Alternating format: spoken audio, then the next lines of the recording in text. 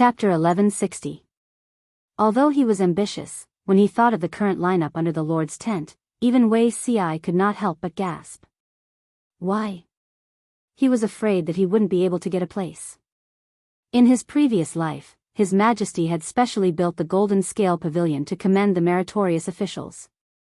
10 civil and military officials were to be selected. At first, it was decided that they would take 9 people each. This was because the number of people in the world started with 1 and ended with 9. The number 10 was not auspicious. However, His Majesty was stubborn and stubbornly insisted on choosing 10 people, implying that everything was perfect. The other officials' objections were ineffective. Not to mention others, Su Ku, Feng Jin, and Sun Wen, the 3 of them died in a strange way in his previous life and had no fate with the Golden Scale Pavilion. It was different now. As long as they could survive until the world was settled, would the Golden Scale Pavilion be without them? The number of places on the list of civil officials had been reduced by 3. Thinking about the strategists who had successively submitted to the Lord in the previous life, Wei Ci could not help but feel nervous. Why call it the Golden Scale Pavilion? Just call it the investiture of the gods. Wei Ci sat at the bow of the boat, enjoying the golden sunlight and the fresh river breeze. He dug out the old almanac from the depths of his memory. Since there were ranks, there would naturally be a first and a second. But who would be the champion of civil and military affairs? The officials argued until their faces turned red. The commoners and the aristocratic families were at a stalemate. Although His Majesty had taken advantage of the chaotic times to beat the aristocratic families to the point that they did not dare to show their faces, the establishment of the Jianghu dynasty was in urgent need of manpower. The aristocratic families were full of talents, and this was a good opportunity for them to take advantage of the situation. The civil and martial arts ranking list of the Golden Scale Pavilion had become the stage for them to compete against each other. The poor and the aristocratic families did not give way to each other, and the poor were slowly rising. If the second and third generation could stabilize their footsteps, sooner or later they would be able to enter the ranks of the noble families, and even become a new aristocratic family. Most of the important officials in the imperial court came from poor families, so the aristocratic families couldn't do anything to them. They could only pinch their noses and take a step back to prevent both sides from suffering. After all, His Majesty was above their heads. There were a total of 10 spots in the civil and martial roll. The 2 factions would split it equally. How about this? After dividing the places, they began to fight for the first place in the civil and martial roll. Feng Ju would definitely be the first among the civil officials, right? He had followed Her Majesty since she was still a bandit. Without Feng Ju's years of planning, Her Majesty's unification of the world would have been full of twists and turns. Yang Tao was definitely the number 1 general, right? His overall strength was very strong, and his prestige in the military was very high. It didn't seem wrong for him to take first place. Wei Ci had no objections to being the top civil official candidate, but the candidate for the top military general was really a scam. Did the aristocratic families think that the bonfire under Yang Tao's but wasn't strong enough and wanted to add another match? Yang Tao's identity was sensitive, and his martial arts were not top-notch. If he tried to compete for the number 1 general, he would be courting death. The aristocratic families didn't care about this. They couldn't accept being suppressed by the poor. The result? His Majesty had been sitting calmly on the fishing platform, indifferently watching their war of words. When the civil and military ranks were listed, the 2 sects were dumbfounded. They had been arguing for so long, but His Majesty had not taken their words seriously at all. The first civil official was not the popular candidate, Feng Ju. Instead, it was Qiguan Rang, who came from a humble background and kept a low profile. Feng Ju was the second. This was something that even Wei Ci had not expected. If he remembered correctly, he clearly remembered that His Majesty had placed Feng Ju's portrait first. The number 1 general was Fu Wang, a fellow who was criticized by the outside world for having the ambition of a wolf. His birth was extremely low. 60% of the people from poor families were from poor families. It was an overwhelming victory. However, the poor did not have the last laugh. In addition to the civil and military roles, His Majesty had also set up the heavenly works role. Unlike the aristocratic families or poor families that relied on their families to form a group or were about to form a group, the heavenly works role was only for individuals. Regardless of man or woman, poor or young, as long as they could invent things that benefited the people, the national defense, and the country, they would contribute to the nation and benefit the world, they would all be on the roll. The country would come forward to promote their skills and would even give a portion of the profits to the individual. Although it was only a portion, the profits were enough to make all the merchants in the world jealous. The first bastard to be on the heavenly works roll had even taken a spot on the martial roll. He could be said to be a real winner in life. Wei Si's trip to Nanxing this time was not only to persuade Yang Tao to form an alliance, but he also wanted to take that bastard away. This person was none other than the treasure that Wei Si had found in his previous life, Bai Ning. He didn't believe that he wouldn't be able to coax that fellow to join in Shui's camp in his previous life. In this life, he wouldn't be able to do the same. Wei Si carefully checked his memory and found that there was nothing missing. Only then did he relax and lean against the bough to take a nap. Perhaps it was because what he thought about during the day, Wei Si kept muttering before he fell asleep. In his dreams, he also remembered the content that he had not dug out. In his dreams, Wei Si came to congratulate Bai Ning and congratulated him for making 2 rolls. However, the other party twirled his white beard. There was no joy on his face.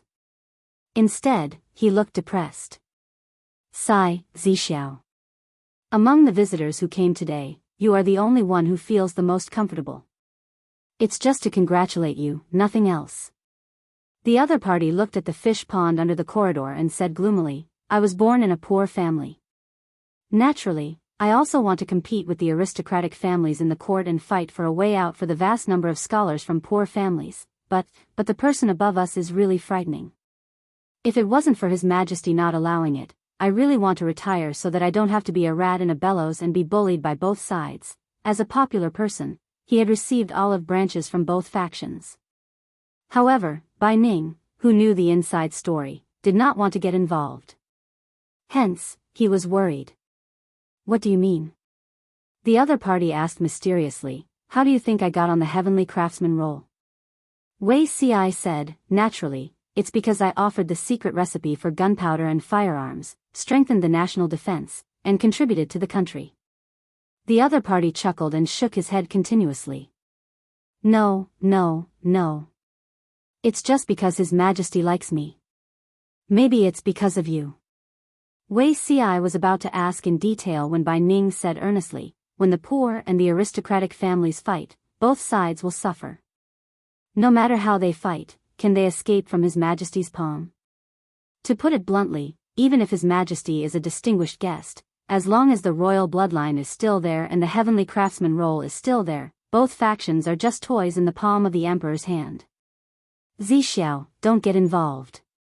Wei Si smiled bitterly, I'm just a small figure. How can I get involved in the battle between the gods? He had completely lost hope after the meteorite that fell from the sky a while ago. Well, if you think so, I have nothing to say. Bai Ning seemed to think of something and said, previously, you supported the Wei family. The Wei family used the tiger's skin to flaunt their strength and offended many people intentionally or unintentionally. Now that the situation is tense, the aristocratic families don't dare to go too far. You took the opportunity to lie low, which can be considered a good strategy for self-protection. Once the 3 roles of civil, martial, and heavenly craftsman are out, the mad dogs that bit you previously stopped. Then Bai Ning rambled on and on. Wei Si listened carelessly at that time, drinking cup after cup of sake into his stomach. He could not remember what Bai Ning said, but it was very clear in the dream. Her Majesty can put whoever she wants on the heavenly crafts ranking. She'll throw you a prescription and let you take advantage of it for free and put on a show with her. With a whoosh, you'll be able to enter the imperial court even though you're just a commoner. This speed is even faster than ascension. To put it bluntly, the aristocratic families and the poor fight back and forth for the sake of benefits. The accumulation of generations is not as good as the rewards from His Majesty.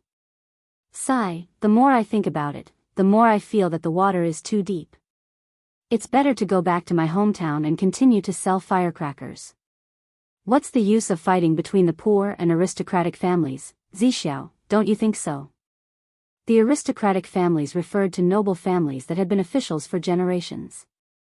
In the era when the dissemination of books and education was difficult, they occupied a lot of resources. After generations of accumulation, they educated countless talents. The educated talents could also consolidate the family's interests, accumulate more resources, and make the entire interest group indestructible. In the end, the success of the aristocratic families lay in their rich capital, which allowed them to stand higher than others.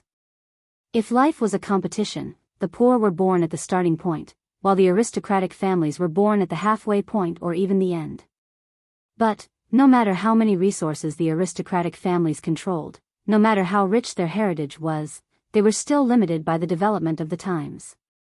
While everyone fought with cold weapons and on horseback, His Majesty could take out the recipe for gunpowder and more and give it to any trusted confidant. A small recipe, coupled with His Majesty's secret support, could instantly give birth to another rising force, disrupting the rhythm of the poor and aristocratic families. If they could not keep up with the pace of the times, regardless of whether they were aristocratic or poor, they would eventually be abandoned by the times. It was like flying a kite. The person who controlled the reel was His Majesty. How high and how far the kite flew was all in her control. Bai Ning always thought that His Majesty would go overboard, but it turned out that the people who went overboard were the aristocratic families and poor families. They were led by the nose and did not know it. Wei Ci clearly realized that he was dreaming, and the content was a memory deep in his mind. He remembered clearly that he visited Bai Ning that day, but he was depressed and unable to calm down. He also wanted to enter the civil officials list, but it was a delusion. When Bai Ning took out good wine to entertain him, Wei Ci drank a lot out of depression and did not understand what Bai Ning said. But now he dreamed of it. In the dream, he was muddle-headed, but he heard it clearly. Like a sudden clap of thunder, the scattered clues gradually pieced together. His Majesty, Wei Ci was shocked and suddenly opened his eyes. The dazzling sunlight hurt his eyes. He subconsciously turned his head to avoid it, and it took him a long time to adapt.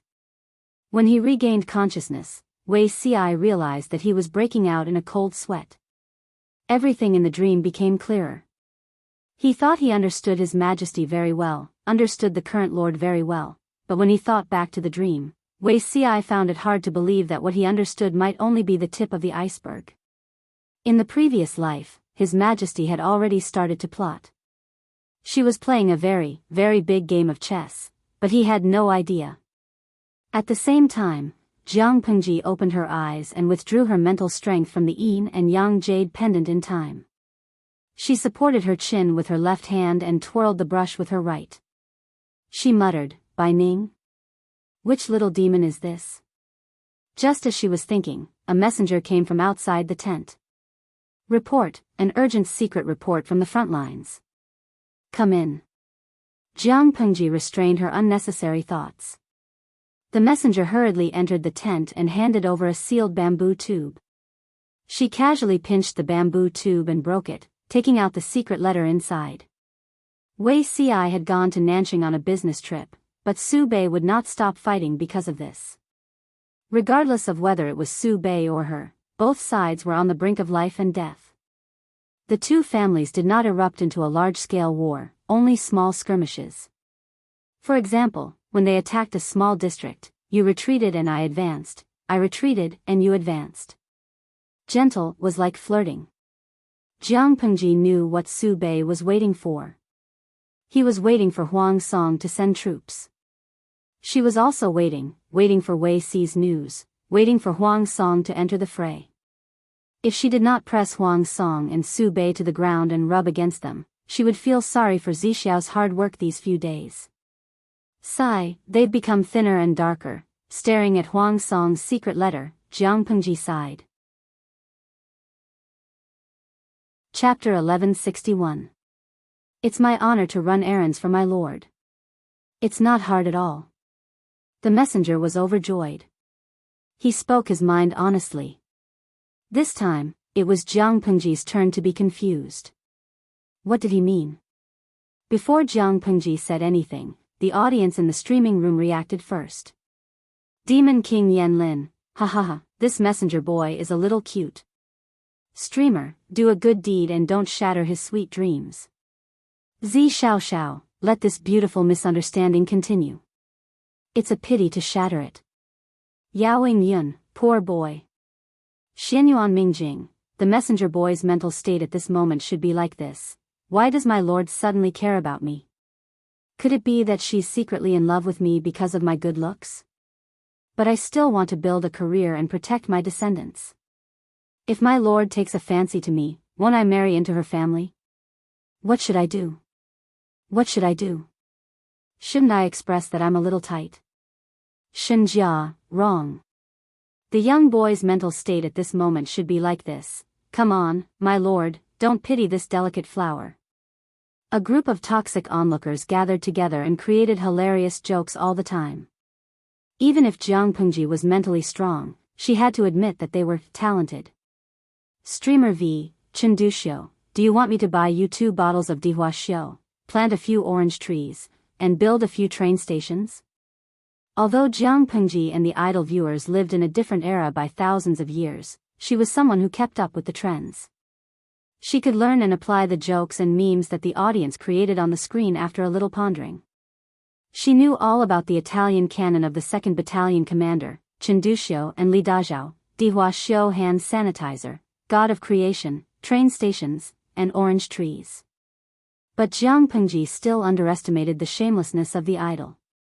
As soon as she spoke, the screen was filled with bullet screens of yes, yes, yes, and front row, screenshot and photo with the streamer. It was spectacular. Jiang Pengji was not a streamer who liked to interact with the audience. She had only spoken a few times in the streaming room for so many years. There were busybodies on the internet who collected her speeches over the years and edited them into a book and published it. She couldn't imagine what kind of immoral things these salted fish wouldn't do. After going through thousands of thoughts in her mind, Jiang Pengji put away the secret letter with her usual expression. She said to the messenger with a gentle expression, secret military reports can determine the outcome of a battle. You have fulfilled your duty and delivered the news to both places in time. You have done a good job and deserve praise. The messenger could no longer maintain his calm expression, and he thanked him happily. For many soldiers, if they could get a word of praise from their lord, it was far more joyous than being promoted or rewarded. His lord had said that he had become darker and thinner. It was obvious that she had paid attention to him and remembered him. It was as if he was stepping on cotton, and he floated away happily. Jiang Pengji laughed involuntarily. Her originally heavy mood brightened up with this little episode. Her mood brightened, but Huang Song and Su Bei were not so happy. Su Bei had thought that he could use the mother and son of the prostitute to turn the tables on Jiang Pengji. At the very least, he could cripple Yang Si. Among the people in Jiang Pengji's tent, only Yang Si was most familiar with Shanghai and Zhe counties. If Yang Si was crippled, the pressure on Su Bei's side would be greatly alleviated. Unexpectedly, the secret weapon that Huang Song had sent did not achieve the desired effect. Yang Si had nothing to do with the prostitute, and he was also not the father of the boy. He was not cuckolded. Under such circumstances, he still tried to accuse Yang Si and forcefully blackmail him. That was too shameless, and it went against the way of a gentleman. Not only did he not achieve his expectations, but he also had a bellyful of anger. Naturally, Su Bei had to find an outlet to vent his anger. Needless to say, the mother and son were directly dealt with. As if this was not enough to vent his anger, Su Bei still wanted to demand an explanation from Huang Song. What secret weapon to deal with Yang Si? He had made a fool of himself in front of Yang Si. Su Bei scolded Huang Song. Although the content of the letter was worded elegantly, the hidden bitterness that assaulted one's face made one's teeth ache. TSK, TSK, TSK. She was exactly like a resentful wife who had not seen her husband for a year and a half. Qing Jing and the rest understood the cause and effect of the matter. They all frowned. Wenbin is working for Su Bei. How could he watch Su Bei do such a foolish thing? Regardless of whether the mother and son were real or not, only by revealing it at the critical moment could it achieve a fatal effect and not give Yang Si a chance to retaliate. What was the use of impatiently playing this card now? Instead, it gave Yang Si time to react. In fact, Yang Si had cleanly brushed it off with a few words. The most important thing was, Yang Jingrong appears to be a person who does not reveal the mountain and does not reveal the water. In fact, he is meticulous and has the ability to see through the smallest details. The alliance between the two families is a secret. However, with Su Bei's actions, how could Yang Jingrong not guess the truth? I'm afraid that Lu Shi's side has already made sufficient preparations. If the enemy was prepared, how could a sneak attack achieve the desired effect? It was not without reason that Qing Jing said that Su Bei was too stupid. He had obtained a trump card and could not wait to show it off in front of the enemy. If this was not stupid, then what was? Qing Jing and Han Yu were from the same sect and knew each other very well. He did not believe that Han Yu could not see the trick behind it. Feng Ju frowned slightly. He had to admit that Qing Jing's words were reasonable. Although Su Bei has some flaws, with the current situation, it's better to have another ally than to fight alone. Once Su Bei fell, the next one to be beaten would definitely be Huang Song. Who asked Huang Song's territory to be next to Jiangpengji's? Normal people could not stand their neighbors coveting them with a knife, let alone a feudal lord. If Su Bei was slightly stronger, Huang Song could wait for him and Jiangpengji to fight until both sides were injured and then reap the benefits. However, they had overestimated Su Bei. Under such circumstances, only the Huang and Su families working together could create the safest situation.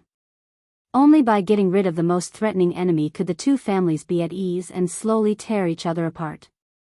At the same time, Wei Xi arrived at his destination. The current Yang Tao was no longer a nobody watching the big shots fight for the world. He had also grown into a colossus in the eyes of others. His influence in Dongqing only covered half of Jiangzhou, but his territory in Nanxing included 1 province and 4 counties. Although it was not the richest and most populous place in Nanxing, it was enough for him to gain a foothold.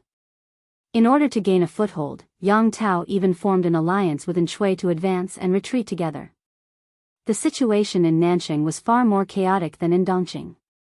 Not only were there internal strife between the feudal lords and aristocratic families, but there was also the plundering and invasion of the 4 factions of Nanman.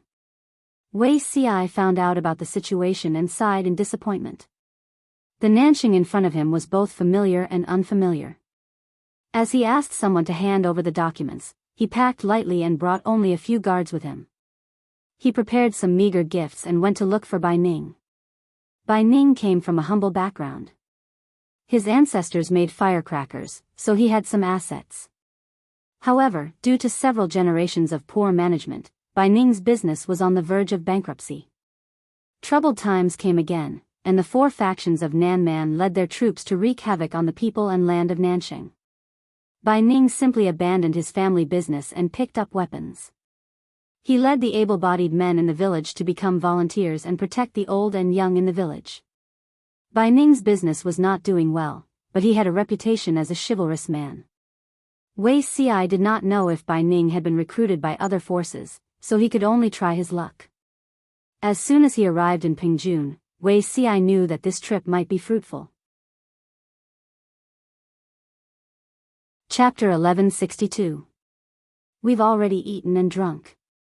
Old man, you should get to work. Bai Ning was shirtless with his trousers rolled up. He grabbed a handful of fodder and stuffed it into the mule's mouth. The mule turned its face away in disgust. The weather was hot, and the air was filled with impatience. Bai Ning was not a patient person. He tried to persuade the mule, but the mule still refused to carry its food. His temper flared up. You beast, could it be that you want to be skinned and your bones pulled out to be roasted as donkey meat? Bai Ning threatened the mule. The mule was still indifferent. He rolled his eyes and snorted coldly. He twisted his body and pointed his butt at Bai Ning. Bai Ning was about to get angry when Wei Ci stepped forward with a smile. Are you Hero Bai? Bai Ning heard someone calling him. He temporarily put aside the idea of arguing with the mule and turned to look at the person. It's rare to see such a delicate person in this world. Bai Ning threw away the fodder in his hand, stroked the beard on his face, and cracked a smile. Judging from your accent, you don't sound like a local, and you don't look like someone who was robbed by bandits to seek justice. Bai Ning was 39 years old. He was considered to be in his prime. His exposed chest was strong and firm, and there was a layer of sweat on his surface. Wei Ci calmly stopped the guards who were about to step forward. He looked at Bai Ning with a smile. I'm indeed a foreigner. I heard that Hero Bai had settled down here, so I prepared a small gift and came to visit. If I've offended you in any way, I hope you can forgive me. Bai Ning felt uncomfortable when he heard this. He was an uncouth man. The neighbors he came in contact with were also uncouth. He rarely interacted with scholars. He saw that Wei Ci's clothes were neat and tidy, but he was bare-chested. His thick pants were tied at his waist with a hemp rope. However, Bai Ning was also a thick-skinned person. His bronze-colored skin did not show the slightest bit of embarrassment. Oh, so you're looking for me. Bai Ning looked at Wei Ci with a faint smile, sizing him up from his feet to his head. His eyes flashed with satisfaction. Bai Ning casually pulled over a bench, sat down, crossed his long legs, and looked like a rascal. He patted the other corner of the bench with his right hand. Don't beat around the bush, just say what you want to say. Come, young lad, sit down and talk. When Wei Ci saw this familiar scene, he could not help but secretly laugh. Bai Ning had done the same thing in his previous life. At that time, Wei Ci felt that this person was rude and disgraceful, but due to his upbringing, he did not say anything. Not only did he not feel offended by meeting an old friend in this life, he even found it a little interesting. Moreover, Bai Ning was 39 this year. He was much older than Wei Ci and could barely be considered as part of his father's generation. It would be impolite to refuse. It was Bai Ning's turn to feel uncomfortable. Bai Ning's temperament was like this. If you were unreasonable to him, he would be even more unreasonable. If you were to soften, he wouldn't be able to be unreasonable at all. Tell me the truth. What are you doing in a remote and desolate place? Wei Ci smiled and said, Didn't I say it just now? Ci has specially come to look for Hero Bai. Bai Ning didn't believe this. Outsiders called him Hero Bai because he led the youths in the countryside to repel the bandits and maintain the peace of the region, earning himself a good reputation. Bai Ning knew that this could only be regarded as a small quarrel. How could it provoke a gentleman like Wei Ci in front of him? Then why are you looking for me? Bai Ning looked at Wei Ci's appearance and then thought of his own. Bai Ning, who had always been casual and sloppy, felt goosebumps all over his body. Wei Ci said, Of course it's to recruit Hero Bai, so that a bright pearl will not be covered in dust. Bai Ning was startled and couldn't help but pick his ear with his little finger. What did you say? A bright pearl will be covered in dust? Him? Has the brain of this fool in front of him been cracked open? I'm just a boorish man. I only have strength but no other skills. Bai Ning rubbed his hands awkwardly and stood up suddenly. He grabbed the reins hanging on the mule and tightened his muscles all over his body. He looked rather frightened. You should find someone else for this matter. Hero Bai, why are you so modest? Wei Ci said, If you have no talent, how can you resist thousands of thugs with just a few hundred youths in the countryside? A few years ago, the southern barbarians wreaked havoc, and Peng County also fell under the tyranny of the barbarians. Only this place is still considered peaceful. Don't tell me that there aren't any heroes here. Heroes say that they have no talent and incompetence, but when it comes to arranging troops and formations, many old generals also sigh at their inferiority. When Wei Ci said this, Bai Ning was like a wild cat that had been provoked and his hair stood on end. There was a hint of fierceness in his eyes. Wei Ci continued, Now that the world is in chaos, don't the heroes want to clear the Jade Universe? Being content in a corner will only cause a bright pearl to be covered in dust. Bai Ning dragged the mule and roared anxiously. It's none of your business. Wei Ci followed closely and didn't force him. The poor mule still wanted to stay where it was, but Bai Ning's strength was too great. He could even lift a big cauldron of 3 or 4 stone at will, let alone the stubborn mule. The mule rubbed a long mark on the ground. In the end, it couldn't bear it anymore and took the initiative to follow Wei Ci. Wei Ci followed Bai Ning all the way to his house. Bai Ning's ancestors sold firecrackers and could barely be considered well off. Unfortunately, the past 2 generations were not good at managing the business. Bai Ning was already very poor and could barely make ends meet. In order to support his family, Bai Ning often went hunting in the mountains and earned more money than selling firecrackers. After Wei Ci recruited Bai Ning in his previous life, he heard him talk about his youth. When Bai Ning was young, he saved a crippled old general who had become a beggar. His martial arts and military tactics were all taught by the general. Bai Ning was not successful in business, but he was very talented in martial arts, far more outstanding than the old general. However, Bai Ning came from a humble background and was worried about his old parents at home, so he never joined the army. This dragged on until he was middle-aged and the world was in chaos. This is my house, get out. When Bai Ning saw Wei Ci following him, he grabbed the fence of his house and used his sturdy body to block the way. Wei Ci laughed. Cie observed the stars and calculated with his fingers. I found out that Hero Bai's teacher is the former Tiger General of Nanxing, Guchun. Is that true? Bai Ning's expression froze and his large eyes widened. That's not true. I don't know any Guchun or Guxia. Hero Bai, don't be anxious. Nanxing has already been destroyed. Even if the matter of General Guchun is known, it won't bring Hero Bai a fatal disaster. Guchun. This was what Wei Ci deduced after careful research in his previous life and was later confirmed by Bai Ning. During the last years of Nanxing, the army was conscripted to suppress the 4 factions of Nanman. The Tiger General Guchun made many contributions. Guchun was loyal to the emperor and had a straightforward and unyielding character. He offended many nobles and aristocratic families. The latter were afraid that Guchun would win in the crusade against Nanman, so they decided to strike first and delay the reinforcements and supplies. Guchun was ambushed by the 4 factions of Nanman. The battle report said that he died in battle and his corpse was eaten by the war beasts raised by the 4 factions of Nanman. Later, he was convicted by the court of a groundless crime and implicated his family.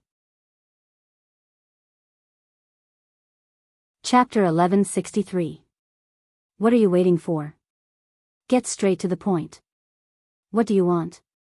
Bai Ning was so anxious that he didn't even speak Yiyan. Instead, he used Pengjuan's dialect. After he finished speaking, his face revealed an awkward expression. Bai Ning repeated each word in Yiyan. Child, if you have something to say, just say it. What do you want? Wei Ci had a faint smile on his face, as if he didn't see Bai Ning losing his composure. I'm sincerely inviting Hero Bai to come out of retirement. It's a pity that your talents are buried in the countryside. Bai Ning said again, are you bullying me because I'm not well educated? You liar. Go away, or I'll beat you up. Wei Ci was surprised. In his previous life, Bai Ning was also very resistant to coming out of retirement, but not as strongly as he was now. Lying to die? Wei Ci laughed. I'm sincerely inviting you without any deceit. Bai Ning's face was fierce. He had an expression that said, I don't want to listen, I don't want to listen, I just don't want to listen. Wei Ci had no choice but to use his killer move. How about this, I'll make a bet with you. If I win, Hero Bai, why don't you consider becoming an official? Bai Ning raised his eyebrows. His raised beard swayed in the air. He said in a rough voice, what about you if you lose? Wei Ci said, I'll be at your disposal. Bai Ning clapped his hands and let go of the fence gate. He rubbed his palms excitedly. That's good. Then don't go back on your word. There's only one thing. I won't marry a wife, take a concubine, or marry into your family. As soon as Wei Ci said this, Bai Ning's excited expression stiffened, revealing an expression as if he had seen a ghost. Wei Ci smiled and said, although I don't have a wife or children, my heart belongs to someone. I'm afraid that Hero Bai's plan will fail. Bai Ning's voice changed. How do you know? Wei Ci said, I just said it. I observed the stars at night and calculated with my fingers. I know the big and small matters of the past 30 years. I'm not lying. In fact, Bai Ning had proposed marriage to Wei Ci in his previous life. Bai Ning had a daughter who was extremely ugly. She was over 23 years old and was still unmarried. She had been a virgin for a long time, but she was still unmarried. If it weren't for Bai Ning's protection in the countryside, the villagers would have been indebted to him. Otherwise, the rumors and slanders would have killed his daughter. In Wei Ci's previous life, Bai Ning's recruitment was delayed by 1 or 2 years. At that time, his daughter was not married yet, let alone in this life. What else do you know? I know a little. Wei Ci said, the content of the bet is simple. I will randomly calculate 2 things. If they are accurate, I will win. How about that? Bai Ning felt guilty, but Wei Ci did not look like a fortune teller who set up a stall on the streets. 15 minutes later, who is your lord? Bai Ning was also depressed. He was just a rough man from the countryside. How could he have imagined that there would be an immortal-like gentleman who would come to recruit him? Moreover, he even acted as if he was determined to win. Since when did he become so popular? Wei Ci smiled and said, my master is Lord Lanting of Dongqing, the governor of Wanzhou. My lord dispatched Ci Nan to discuss the matter of forming an alliance with Yang Tao. Ci Bandao heard of righteous Hero Bai's heroic act of protecting the village and was filled with admiration. Thus, he searched for you several times and personally came to invite you. Bai Ning was stunned. From Dongqing? Wei Ci knew what he was hesitating about. Righteous Hero Bai, Pingjun is the site of 3 wars. It won't be peaceful for long. If you insist on staying here, the safety of your family will be difficult to guarantee. As far as Wei Ci knew, it was not that Bai Ning had never thought of becoming an official. However, he was already old. Almost 40 years old was considered old in the ranks of military generals. Moreover, he was of low birth. If he joined the army, he could only be a low-ranking soldier.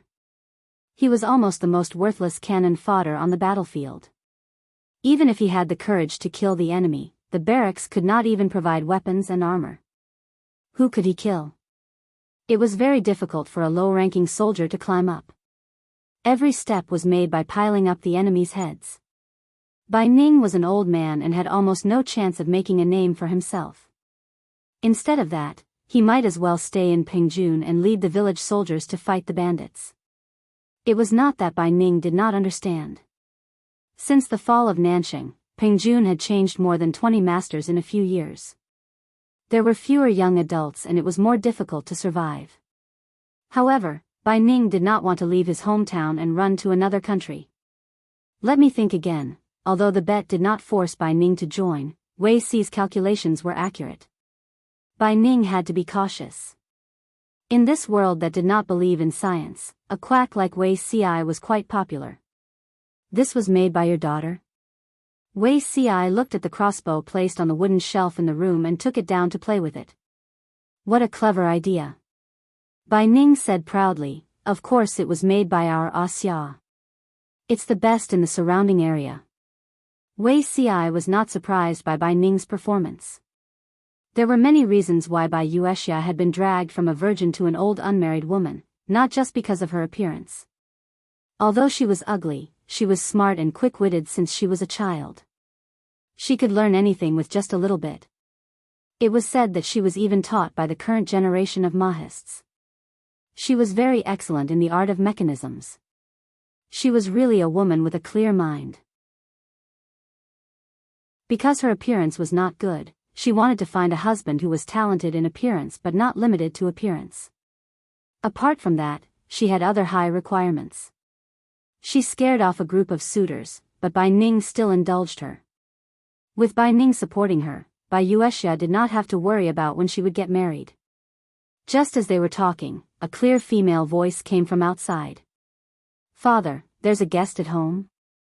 Wei Ci looked over and saw a plainly dressed woman push open the door and enter. She looked mature, but her hair was tied up in a bun like an unmarried woman. Bai Yuexia's appearance took after her father. Her facial features tended to be strong, and the lines of her face were not as soft as ordinary women. At first glance, one would think that she was a man. Her eyebrows were thick, her eyes were dark and bright, and her skin was a little dark yellow and rough. If that was all, she would not be called ugly. However, there was a huge purple-brown birthmark on her face, which occupied most of her face. She looked as ferocious as a malicious spirit. Seeing that there was an immortal-like beauty in the house, Bai Yuexia could not help but take a few more glances. Wei Ci's expression was calm. He was not frightened by her appearance at all, and there was no look of contempt in his eyes. This made Bai Yuexia unable to help but take a few more glances. "This is a distinguished guest from Dongqing. Ah, Xia, go and make a pot of tea for the guest." Bai Yuexia bowed slightly and did as she was told. "I wonder what brings this esteemed guest to my humble abode." Bai Ning said, "He's here to persuade me to become an official, but I haven't decided yet. I want to hear Xia's opinion." "A distinguished guest from Dongqing? Become an official?" Bai Yuexia's hand that was making tea paused. She asked hesitantly, "Sir, are you working for Lord Lanting?" Bai Ning said, Yes, that's what he said." Wei Ci laughed. "Bai Nyangzi is very intelligent. You guessed correctly. There are only a few families in Dongqing. I was just guessing randomly." Bai Yuexia showed a rare look of embarrassment. She lowered her head shyly and said softly, "I have also guessed others, but among the many families in Dongqing, only Lord Lanting does not care about family background and only uses talent." Bai Ning's family background was very low, but Wei Ci personally came to invite him. It seemed that only Jiang Pengji could do so. Bai Ning looked at his daughter as if he had seen a ghost. This shy little girl in front of him was really his daughter? Wei Ci was speechless. Wait. Chapter 1164. In his previous life, he and Bai Yuexia had not interacted much, but he knew that Bai Yuexia had a mysterious love and closeness for His Majesty.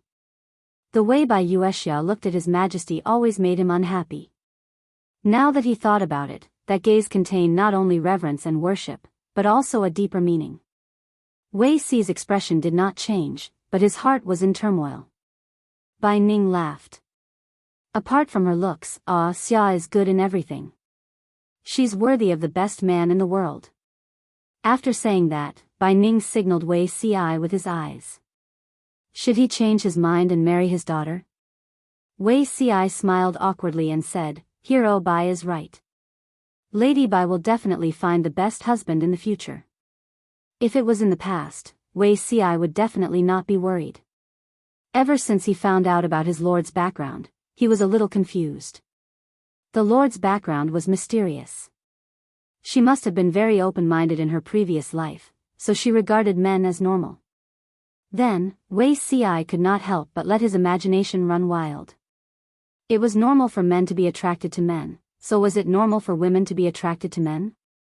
When he thought of this, he felt the pressure on his shoulders suddenly increase. Opening the door to a new world, Wei Ci turned his head and recalled again. He realized that he was surrounded by rivals in love. Among the many rivals in love, Bai Yuexia was the most threatening one. If they were to fight, Wei Ci felt that he could not defeat her. In her previous life, Bai Yuexia was a very low-key woman. However, no matter how low-key she was, it couldn't conceal the fact that she stood in the imperial court as a woman. She was the Minister of Works. A few years later, she paid her respects to the Prime Minister at the Golden Unicorn platform. Before she retired, she even sent her portrait to the heavenly craftsman ranking of the Golden Scale Pavilion. Just from the Golden Scale Pavilion's 3 lists of civil, martial, and heavenly works, Wei Ci, who did not even have a ranking in his previous life, was under immense pressure. After that, His Majesty proposed the policy of 1 family, 2 households, and Biyao was the first one in the court to stand up and support it. In comparison, Wei Ci was apprehensive of the power in the imperial court and reacted a bit slower, unlike Biyao who staked everything on one throw. What was 1 door, 2 households? To put it bluntly, a family was allowed to have 2 heads of household. Children born to a woman could inherit both the family property of their mother and the family property of their father. The children's surname and household registration could be decided through consultation. Many officials thought that this policy was specially established to ensure that the Empress would continue to exist for a long time. At the beginning of the proposal, almost no one objected. If they were to oppose the 1 family, 2 households policy, wouldn't they be supporting the Empress in a disguised form? Just like ordinary women and children who married their husbands, wouldn't they? This was not nonsense. Whoever objected would have their brains filled with seawater. However, this was only the opinion of a mediocre person. Wei Ci was very clear that the 1 family with 2 households was actually to support the female household system. After the establishment of the Jianghu dynasty, the world was at peace, and there were fewer and fewer women who set up their own households. In some places, there was even a culture of despising women. It wasn't that the women didn't want to establish a female household, it was just that there were too few good men who were willing to marry into the family, and the pressure of establishing a female household was too great. Many women could only choose to compromise. Even if they got married and earned more money, their income could only be regarded as supporting the family and not supporting the family. In order to solve this problem, His Majesty proposed to have 2 heads of household and set up a series of new marriage laws. From the start of the new law, Jianghu had a clear concept of joint property after marriage. Of course, concubines and children born of concubines were not considered joint property. Their daily expenses and future marriage residences were only managed by the man. This made the majority of legal wives applaud and feel even more grateful to His Majesty. One had to know that before this system was introduced, many legal wives not only had to help their husbands take care of the family property, but they also had to manage the daily expenses and various trivial matters of the concubines and children born of concubines. When faced with a husband who favored his concubines to the detriment of his wife, the legal wives couldn't even defend the interests of themselves and their children. Although the 1 family with 2 households was to protect the continuation of the Empress, they were also beneficiaries of the new law. At first, Jianghu men didn't care about this new law. Anyway, they didn't covet their wives' money. Even if there were people who coveted their wives' dowry, who would have the face to say it? There was nothing wrong with the imperial court promulgating laws to protect the Empress, the royal family, and the legitimate children of the legal wife. However, not long after, many men started to complain. They couldn't stand this kind of grievance. There was a story that left a deep impression on Wei Ci. An official paid a high monthly salary to hire the legal wife to take care of the children born of concubines and a house full of concubines. That's right, the husband paid the legal wife to help take care of the concubines and children born of concubines. The laws of the Jianghu dynasty stipulated that concubines couldn't touch the authority of a housekeeper. It was fine among the people. If it was discovered that a concubine had taken over the authority of the legal wife, it would at most cause a bad reputation. If an imperial court official was found to have a concubine touch the authority of a housekeeper, he would be demoted or even dismissed. Cultivating one's moral character, managing one's family, governing the country, and bringing peace to the world. If even the house was in a mess, how could one be an official if one didn't understand the orthodoxy? If the legal wife didn't care about the concubines and children born of concubines, then the husband could only take care of them himself. During the day, he would go out to earn money and work. At night, he would come back to settle accounts and take care of the concubines' rouge, cosmetics, and cloth materials. The men couldn't take it anymore. Many court officials took advantage of this to make things difficult for them. Since ancient times, men took care of external affairs while women took care of internal affairs. Concubines and children born of concubines were also the responsibility of the legal wife. In the end, they were ruthlessly beaten down by the Empress and the aristocratic families, and soon, there was no more movement. The Jianghu dynasty was newly established. Those who took in a bunch of concubines were mostly the new nobility or poor families who had gained power. Once they gained power, they became arrogant. There were many poor families who drove out their first wives or neglected their wives, and took in beautiful concubines. The aristocratic families had a long history. They had always claimed to be supporters of orthodoxy, and there were also strict rules for taking in concubines. For them, the loss of the new policy was not big. On the contrary, the poor families and the new nobility were angry. The aristocratic families took this opportunity to stand on the Empress's side to suppress the poor families. As the leader of the female officials, Biyao was the direction and role model for all the women to work hard. She carried out the new policy and played a good role in leading the way. She had a son and a daughter. The son followed his husband, and the daughter followed her.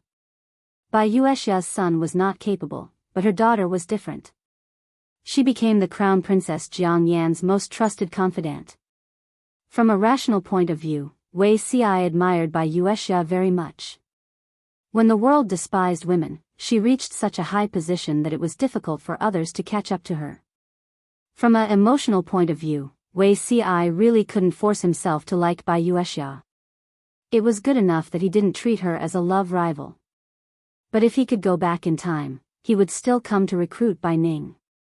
After all, the Lord's interests were the most important. Love was just a small matter. From what you said, Lady Bai admires my lord very much. Wuxia smiled warmly, like a quietly blooming spring flower, bright and warm. Biyao spoke quickly. The world treats women so unfairly, but the Duke of Lanting still walked to a point where no one can catch up to him. Isn't he a role model for all the women in the world? I've admired him for a long time. In a moment of excitement, I made a fool of myself in front of the teacher. I'm indebted to the Duke of Lanting for not abandoning me. If father can become an official and work for him, pacifying the world and clearing the Jade world, it will be a blessing for us father and daughter. Wuxia was speechless. I only want to recruit your father. I didn't include you. Chapter 1165. It would be a lie to say that he wasn't upset. Wuxia recalled many things from the past, such as the details of how he recruited Bai Ning in his previous life. In his previous life, he had tried to recruit Bai Ning on behalf of his lord, and Shui. At that time, he was poor and had only a few generals under him. And Shui did not have the right to look down on talent, so he recruited whoever he could. Although Bai Ning was old, he was still vigorous and could be considered a fierce general. An old steed in the stable had great ambitions. An old general who was almost 40 years old could not be underestimated. It wasn't difficult to recruit Bai Ning, but he had run into a snag with Biyao. She had even ridiculed his master, and Shui, in a neither soft nor hard way. However, and Shui was slightly cold and powerless at the time. Biyao's harsh words were the truth, so he couldn't act up in front of Bai Ning. Recalling his past life and comparing it to this life, Wuxia almost vomited blood. In his past life, he had to persuade Bai Ning to become an official after much persuasion. Biyao ridiculed him, but he still had to maintain a polite smile. In this life, Biyao used her lord's name. Without a second word, she packed her father and herself into officialdom. It was obviously going so smoothly. Why was Wuxia so unwilling? How infuriating. Since they had decided to become officials, Bai Ning and his daughter had to pack up their belongings and leave with Wuxia. Wuxia could use this time to persuade Yang Tao to form an alliance and send troops. Bai Ning was still in a daze even after Wuxia left. Xia, do you really want to go to Dongqing? That place is far away from home. Father might not be able to protect you. Bai Ning drank the bitter sake and mumbled, I wanted to find a good family for you, but if you leave Pingjun, I'm afraid it won't be easy. Biyao was swiftly packing up her belongings. After the war, you can come back whenever you want. Biyao said, as for your daughter's marriage, you don't have to worry about it. They were just a bunch of boorish men who could only be seen by their appearance. To put it bluntly, they were nothing more than trash. I don't care for those with embroidered pillows. If I were to marry, it must be a man of great stature like the Duke of Lanting. I don't want to make do with just anyone. Bai Ning became even more worried, his thick black brows knitted into a knot. Ah, Xia, the Duke of Lanting is a woman. That's why I'm looking for a man as capable as him. I'm not marrying the Duke of Lanting. Biyao looked at her father. What kind of tricks did he have in his mind? She's the role model of our generation of women. If we could live happily like her, how carefree would that be? Biyao really admired Jiang Pengji and became her die-hard fan in no time. She was a woman who was despised and criticized because of her appearance. How much had Biyao suffered and how many tears had she shed because of this face? It would have been fine if she was stupid, but she was slow in perceiving the malice of others. Naturally, she would not be hurt by it. However, she was extremely intelligent and couldn't turn a blind eye to it. Why couldn't her intelligence and talent win the recognition and love of others? This question perplexed her for many years. Only later did she realize that it was because she was ugly. For a woman, being ugly was an original sin. She could forget about getting anyone's attention in this lifetime.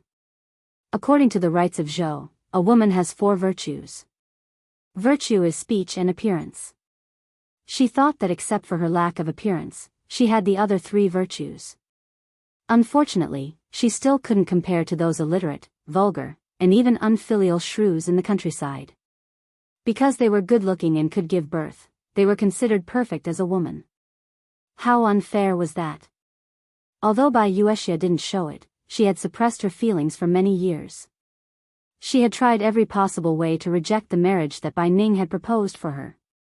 Those men were just ordinary people. As soon as they saw her face, their eyes honestly reflected what they were thinking in their hearts. Disgust and contempt. Biyao was proud and arrogant. How could she tolerate herself groveling to someone who was inferior to her in every aspect?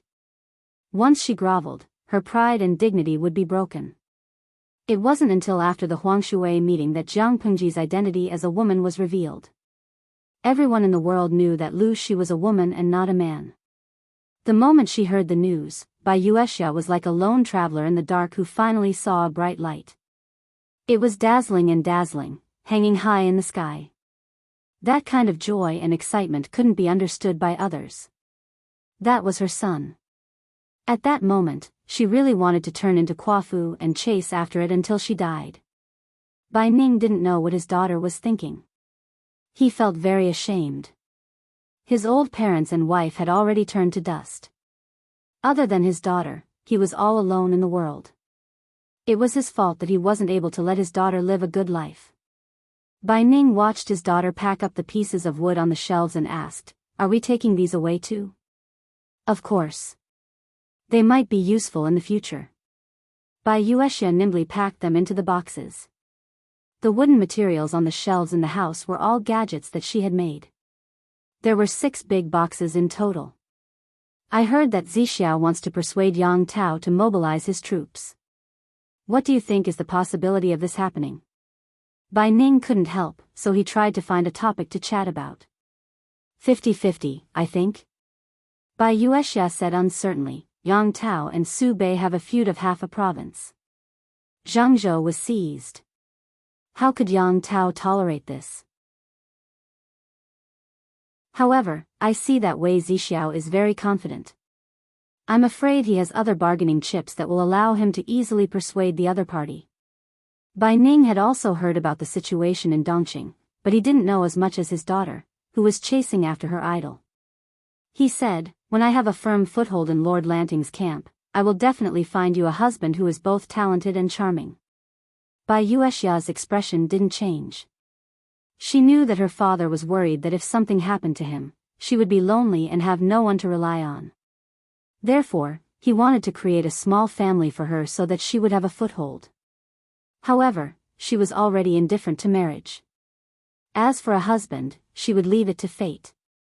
Bai Ning and his daughter waited for 2 days.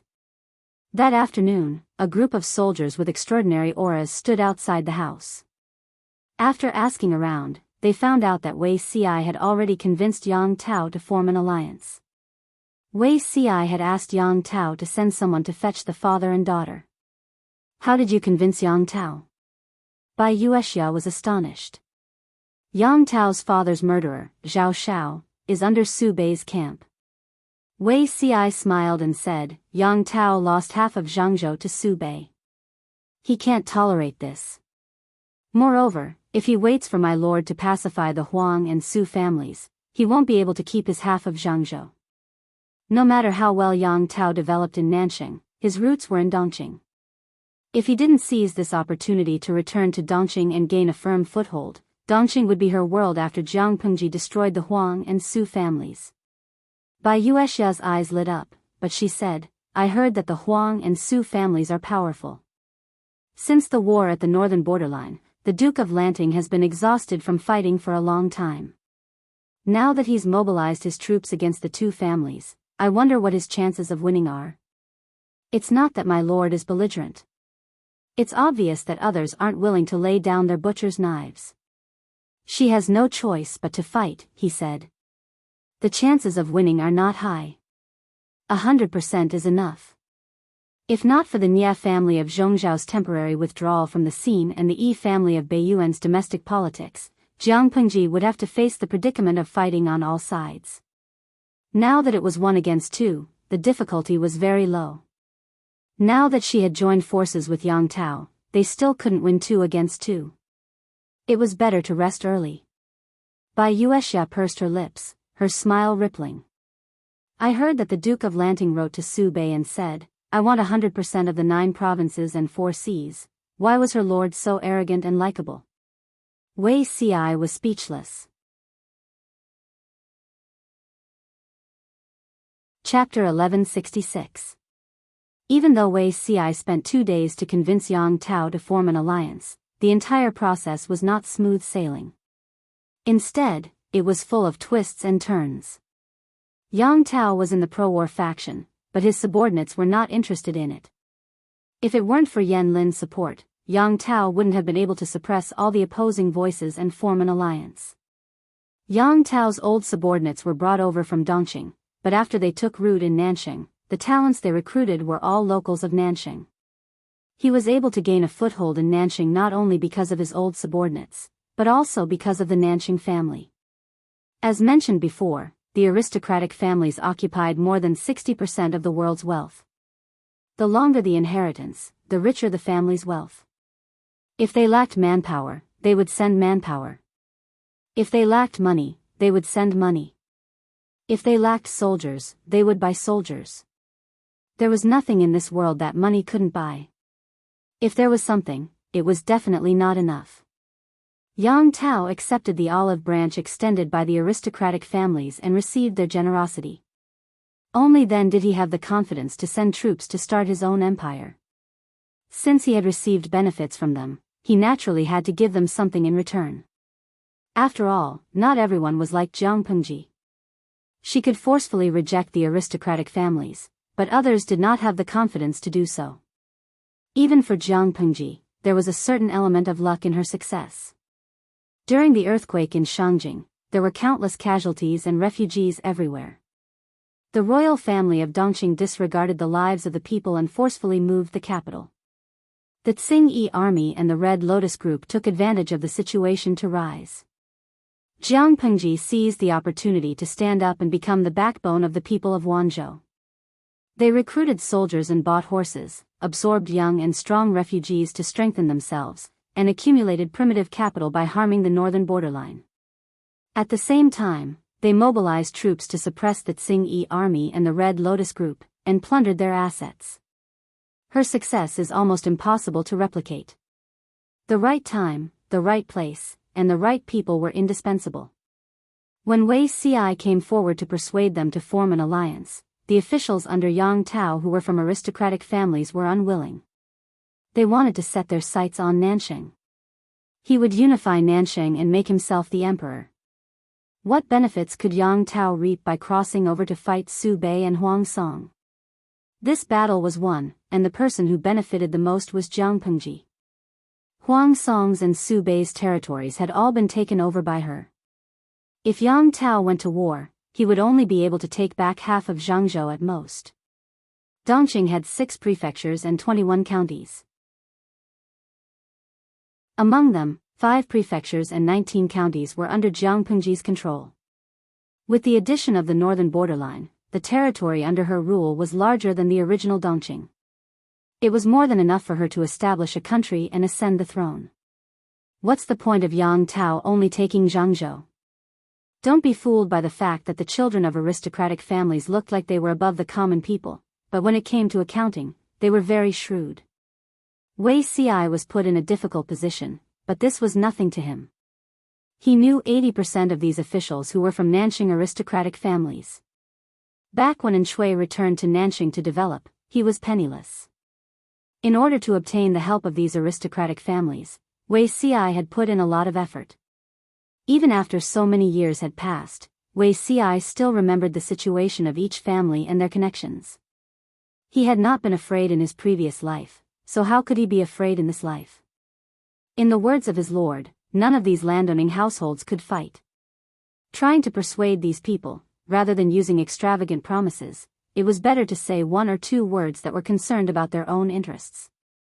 Although the opposition from the aristocratic families was loud, the final decision-maker was still made by Yang Tao.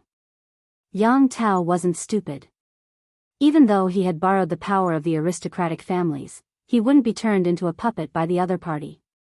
Even if Yang Tao couldn't make it, he still had Yan Lin to protect his father. Military advisor, can't you persuade the Lord to give up on the idea of forming an alliance? Yan Lin said, the Lord has already made up her mind. There's no point in trying to persuade her.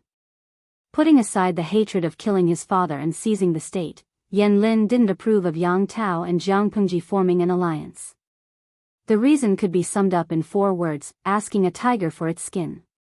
During the alliance meeting at Huangshui, Yan Lin felt that Jiang Pengji was full of ambition. This person's appetite would never be satisfied with Dongqing or the northern borderline. If the Lord allied with her to kill Su Bei and Huang Song, Yan Lin deeply suspected that she would turn around and stab Yang Tao. This woman had done many things to kill her acquaintances. The official said, "Sai, if we send troops to attack Huang Song and Su Bei, our supply lines will definitely be tight. If we're not careful, we'll be doomed eternally." This official wasn't exaggerating.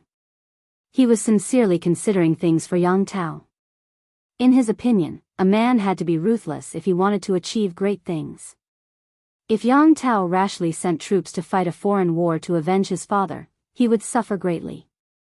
It was better to swallow this hatred. If Xiao Xiao fell into Jiang Pengji's hands, he would die anyway. Haven't the Lord thought about your concerns? Yan Lin frowned and let out a long sigh. But, you've only seen the current situation in Nanxing. You haven't considered the situation in the world. Lu Shi is a person with great ambitions. She won't be satisfied with Dongqing or the northern borderline. After she unifies Dongqing, she'll have a year or 2 to cultivate. Nanxing will be her next target. Jiangzhou must not be lost. Without Jiangzhou as the front line, Jiang Pengji could send troops to the border after unifying Dongqing. By then, Yang Tao would be in a dangerous situation. When the official heard this, his expression changed drastically. After a while, he said, Lu Shi is just a woman. How can she be so ambitious? Yan Lin didn't speak. What did ambition have to do with whether she was a woman or not? Or perhaps, in many people's minds, Jiang Pengji should be satisfied with conquering Dongqing? Yan Lin said indifferently, the northern borderline has been destroyed for almost a year. She had even destroyed the northern borderline. Why did people always think that she was a woman who could be easily fooled? If all the women in the backyard behaved like her, there would be no place for men in the world. The official looked embarrassed. After a while, he took his leave. Yan Lin said to the back hall, My lord, come out. Yang Tao poked his head out to take a look at the enemy situation. Seeing that the official had really left, he felt relieved and came out. Xiaoyang, you don't agree with the alliance either? The pros and cons are equal. It's all up to my lord. From Yan Lin's point of view, it didn't matter which side he chose. But since Yang Tao wanted to fight, he could only support him. Yang Tao said, I once swore in front of my father's coffin that I would kill Zhao Xiao with my own hands. Now that Zhao Xiao has sided with Su Bei, and Su Bei has taken half of my state, we have to settle the score no matter what. Moreover, if we can take back Jianghu, we can use it as an outpost to restrain Lu Shi. The first two sentences were from Yang Tao's heart. The last sentence was plagiarizing Yan Lin's idea. Yan Lin didn't expose him. Instead, he smiled faintly and said, that's what I was thinking. Wei Ci was very efficient, but sending troops to war was different from other things. It required a certain amount of preparation time. Yang Tao's troops had yet to set off, but Jiang Pengji's side couldn't help but take the lead and break the stalemate. In the beginning, they were just probing each other. Every time they fought, there were only about 100 casualties. It was a small skirmish. It was the same principle as scratching an itch through one's boots. They couldn't really scratch the itch. Instead, the more they scratched, the more itchy it became. Su Bei could still keep his composure, but Jiang Pengji felt some pressure. If the supply line was too long, it would inevitably increase the logistical pressure. The cost of fighting a war would be even higher than that of the northern borderline. Huang Song and Su Bei secretly formed an alliance and secretly sent troops to war. As the saying goes, hit the snake where it hurts. If the supply line was tight, they would attack it first. Chapter 1167. The grain transportation line was a top secret, but there was no such thing as an impenetrable wall in the world. It was impossible to guard against the scouts and spies alone. Jiang Pengji was handling military affairs and inspecting the training of the troops. The messenger had something to report. What happened? She asked. The 50,000 don of grain transported from Xing City in Hu County was attacked. The messenger said with a heavy expression. Jiang Pengji crushed the pen in her hand. She didn't show any agitation, but her eyes turned cold. What do you mean? The grain transported from Xing City in Hu County was attacked? Jiang Pengji asked, who attacked? The messenger didn't answer, but she had an idea. Su Bei's troops were almost all under her nose. The person who could attack the grain line without anyone noticing must be Huang Song. The messenger said, although the attacker didn't show his flag, from the weapons we found, it should be Huang Song. The weapons were engraved with the surname Yuan and a simple family emblem. The Yuan family was Huang Song's family. Jiang Pengji gritted her teeth in anger. It was too inconvenient to transmit information in ancient times. When she received the news that the grain team was attacked, Huang Song had gone home early. Do the military advisors know about this? Have you sent anyone to intercept them? Jiang Pengji knew that the 50,000 don of grain could not be kept, but those who came to steal the grain could not think about leaving. They had to stay alive. What are their arrangements? Jiang Pengji was overseeing the main army. These days, she had been handling military affairs and calming people down. Yang Si and the others were at the front lines.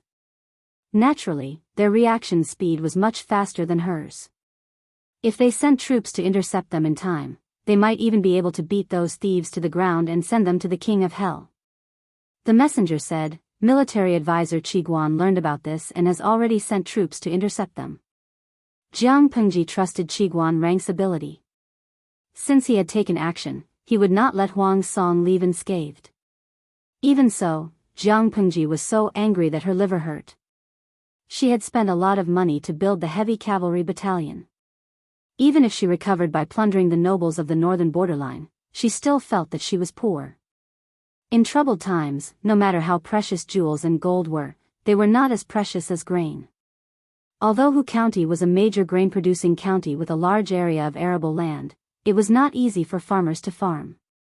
Grain was planted, not conjured. Every grain was precious. She couldn't help but clench her fists at the thought of Huang Song stealing or burning 50,000 dawn of grain. The audience in the streaming room had been following Jiang Pengji for some years. Occasionally, they could guess her mood from her expression and gaze.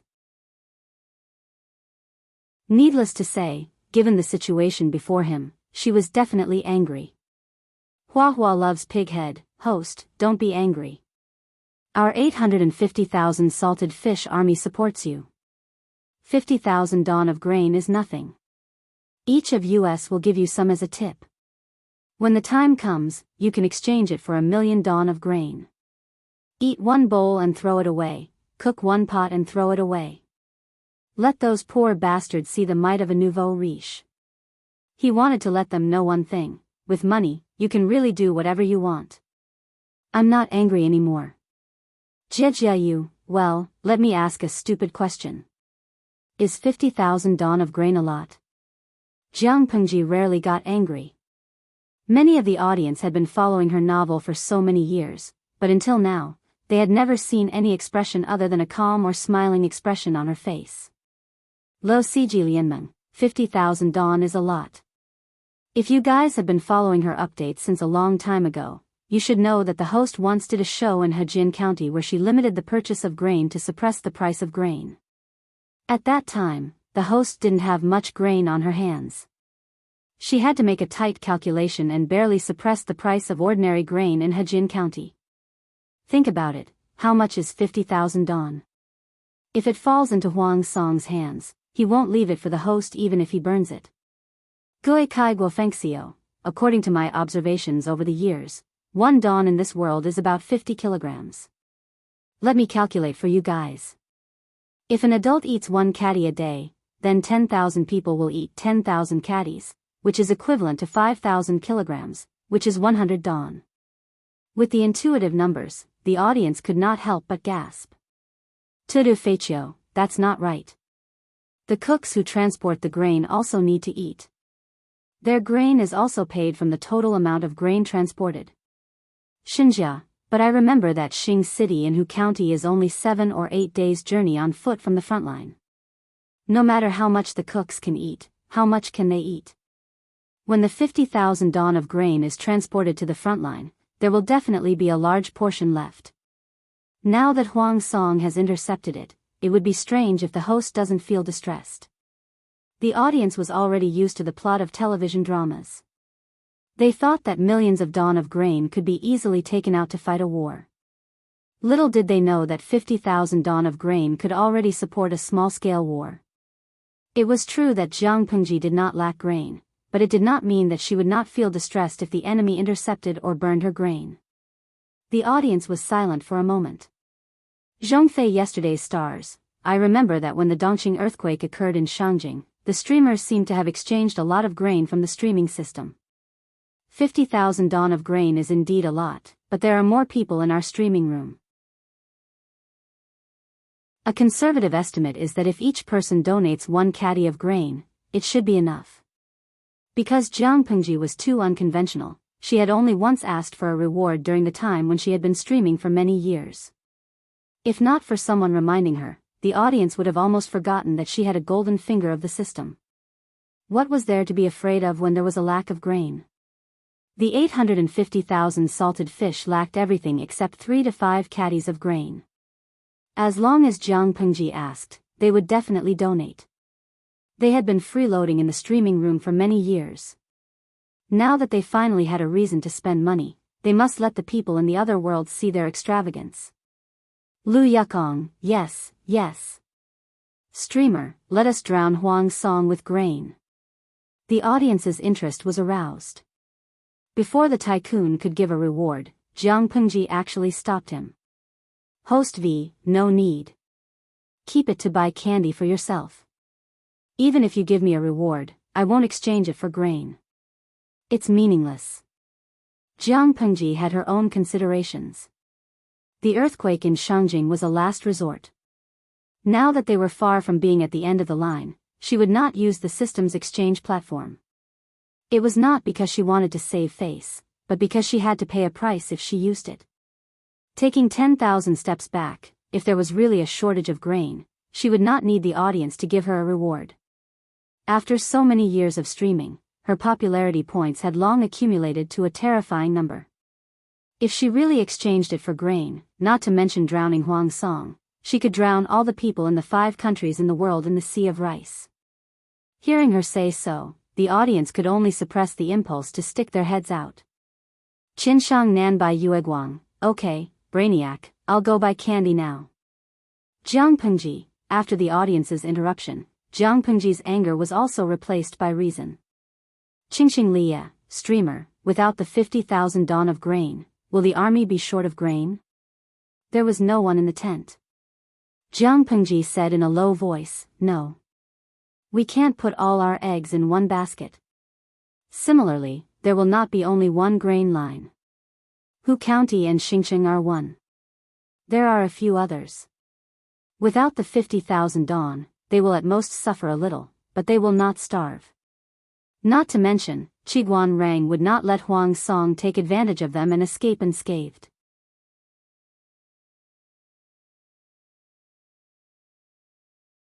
Chapter 1168.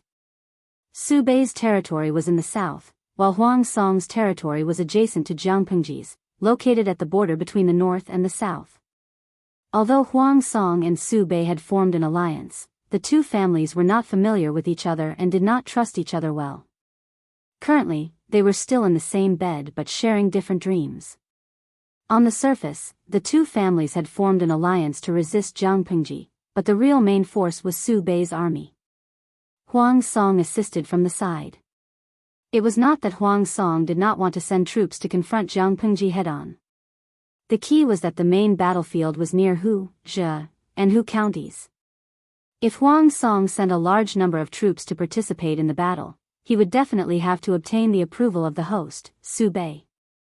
This action was akin to Su Bei removing his snail's shell and revealing his defenseless, tender flesh to Huang Song. Huang Song dared to think of it, but Su Bei dared not do it. This was one of the reasons, but there was another main reason. Huang Song had yet to recover from the previous battle.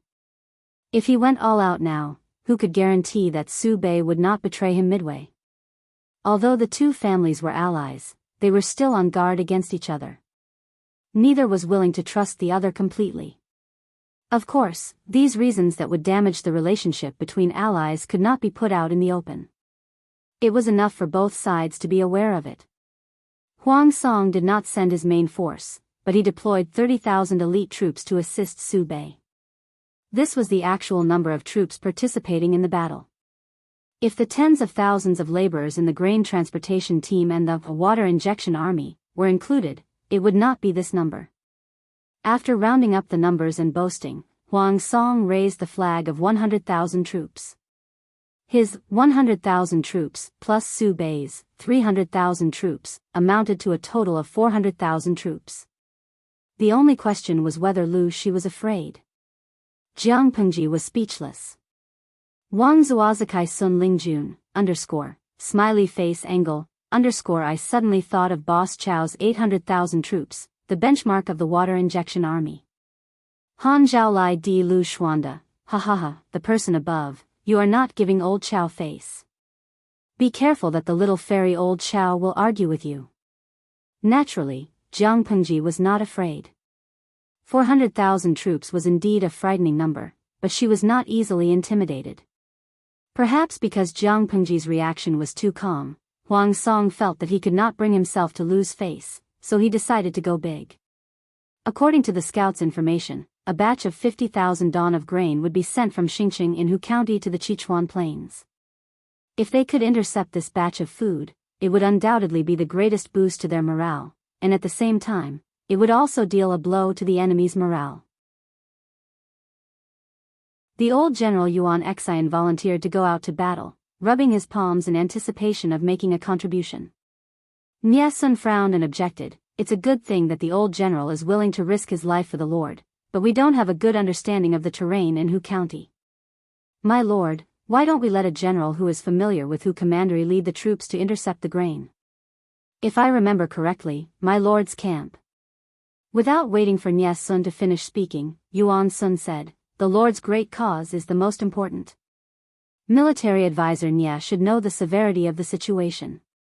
Don't involve your personal grudges in this.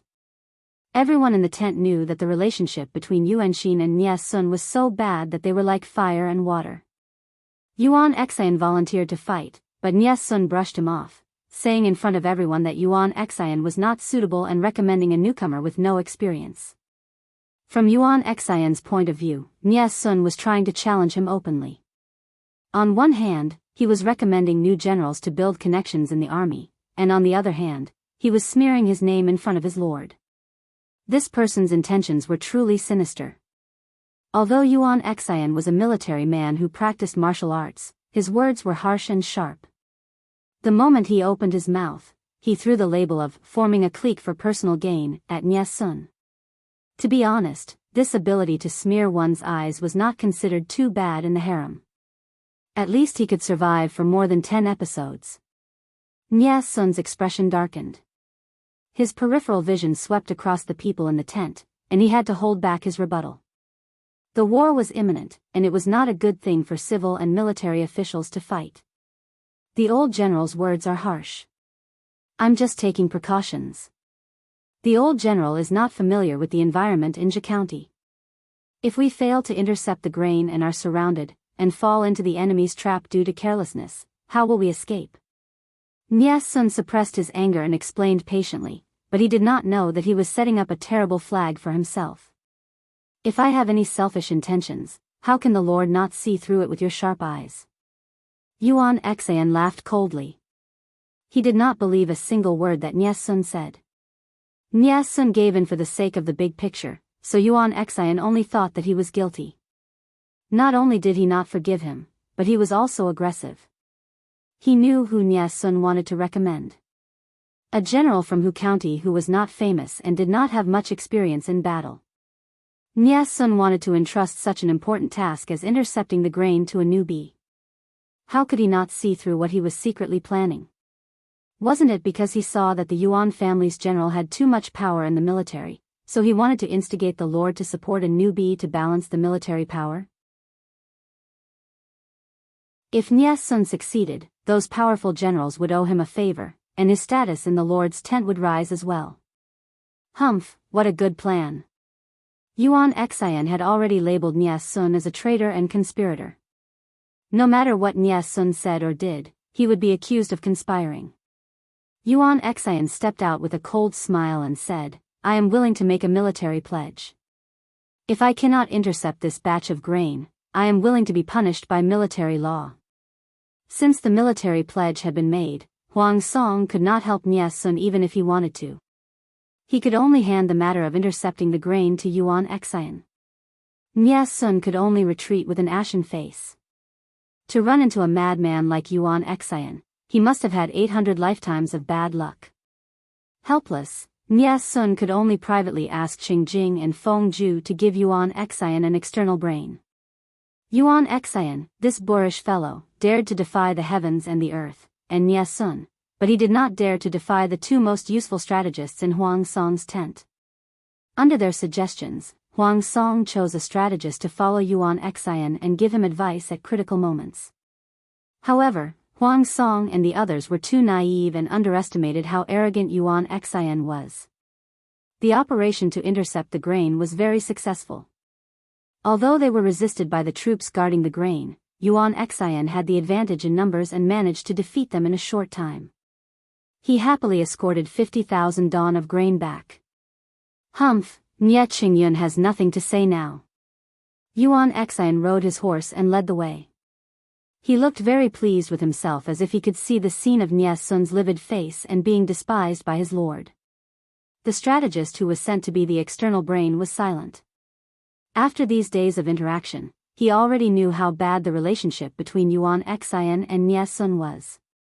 To be honest, Yuan Xian's conspiracy theories made even him, a proper strategist, gasp in amazement and gape.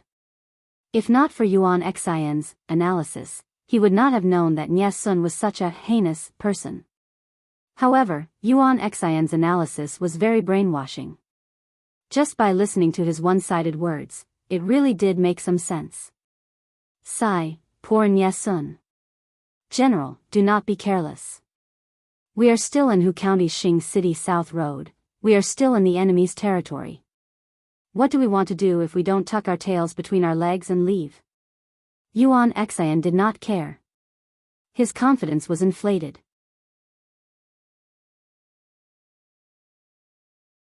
Chapter 1169. Yuan Xian's experience tells us one thing: don't act pretentiously, or you'll be struck by lightning. Don't raise flags for no reason. Yuan Xian had raised a huge flag, so he couldn't blame others for not giving him face. As they approached the exit of the South Road, the strategist became more and more nervous, not daring to be negligent. On the contrary, Yuan Xian was happily humming a tune. Seeing the strategist's serious expression, he couldn't help but advise, "Strategist, why are you so nervous? We intercepted the rations as fast as lightning and as fast as thunder. I'm sure the Lu thieves are still in the dark and don't know that the rear supply line has fallen. How will they stop us and set up an ambush?" Yuan Xian hated scholars who dilly-dally and hesitantly. Each and every one of them had groundless worries, and it was annoying. The strategist in front of him was inexperienced and couldn't control Yuan Xian at all, let alone make him listen obediently. Hearing Yuan Xian's words, the strategist couldn't say anything else. Isn't it a pleasure to have friends coming from afar? After marching for an hour and seeing that they were about to leave the South Road of Hu County's Xing City, a loud voice resounded in the sky like thunder on a sunny day. The words, "Isn't it a pleasure to have friends coming from afar," echoed in the mountains. Yuan Xian was shocked and hurriedly grabbed the reins. "Why don't you rest for a while and let us do our duty as hosts?" Just as the layers of echoes faded away, another sentence was uttered. "There's an ambush." Yuan Xian couldn't care less about being slapped in the face. He quickly drew his sword and prepared to face the enemy. Just as he finished speaking, the enemy emerged like mushrooms after the rain. The road ahead was blocked, and there were traces of the enemy behind them. Seeing so many enemies appear without a sound, everyone turned pale with fright. The originally orderly formation was now in chaos. Yuan Xian was even more furious. The enemy hadn't even attacked and they were already in chaos. What a stupid teammate. The strategist said, "The enemy outnumbers us. General, please make a decision quickly." This strategist was just an advisor and had no military power in the army. Thus, he had to ask for Yuan Xian's permission before he could command the army. Yuan Xian gritted his teeth and said, "Are we really going to burn the 50,000 dawn of rations?" The strategist said, "If we don't burn it, the enemy will definitely take it back. It's not worth it." The enemy had completely surrounded them. If they did not burn the food, these supply wagons would become a burden to their escape. If they encountered someone with combat experience, it would be difficult for them to break out of the encirclement. Instead, they would be worn down by the other party until they died without a complete corpse. It was better to be ruthless and not let the enemy get what he couldn't get. They suffered losses when they burned through their rations, but the enemy's losses were even greater. It wasn't that Yuan Xian didn't know this, but his heart ached. Just as they were about to transport the 50,000 dawn of grain out of Xingqing South Road, they didn't expect that the enemy wouldn't chase after them. Instead, they sent soldiers to block their way. Time was of the essence, and Yuan Xian didn't have much time to think. Burn it.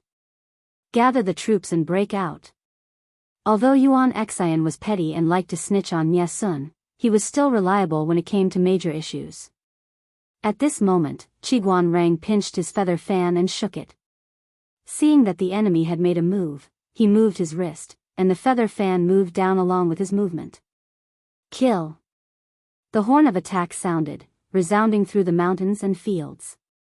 The loud and clear echo entered everyone's eardrums. Military advisor, they've set fire to the rations. Before the two armies met, their sharp eyes saw the fire and smoke rising from the supply team. Qiguan Rang sneered and said, "It doesn't matter if the rations are burned. It tastes just right with human flesh. Li Yun couldn't help but feel a chill down his spine. Just the thought of it made his throat ache. Qiguan Rang's eyes were cold, and he said coldly, "The rations can't be saved. If we can save a portion, then we'll be lucky. If not, then it's not a pity. They were the ones who started the fire, so let them bear the consequences themselves. Pass down the order, only surround and not attack." Although Qiguan Rang and his men looked relaxed as they surrounded the area, in reality, they had only been lying in ambush for 4 hours. 4 hours ago, they were still taking shortcuts elsewhere. If they had been a little later, they could only watch as the enemy escaped with the rations. Although the army didn't show any signs of fatigue, they had used up a lot of energy, so it wasn't wise to attack forcefully. Since Yuan Xian and his men were so heartless as to set fire to the rations, then let them have a taste of their own medicine.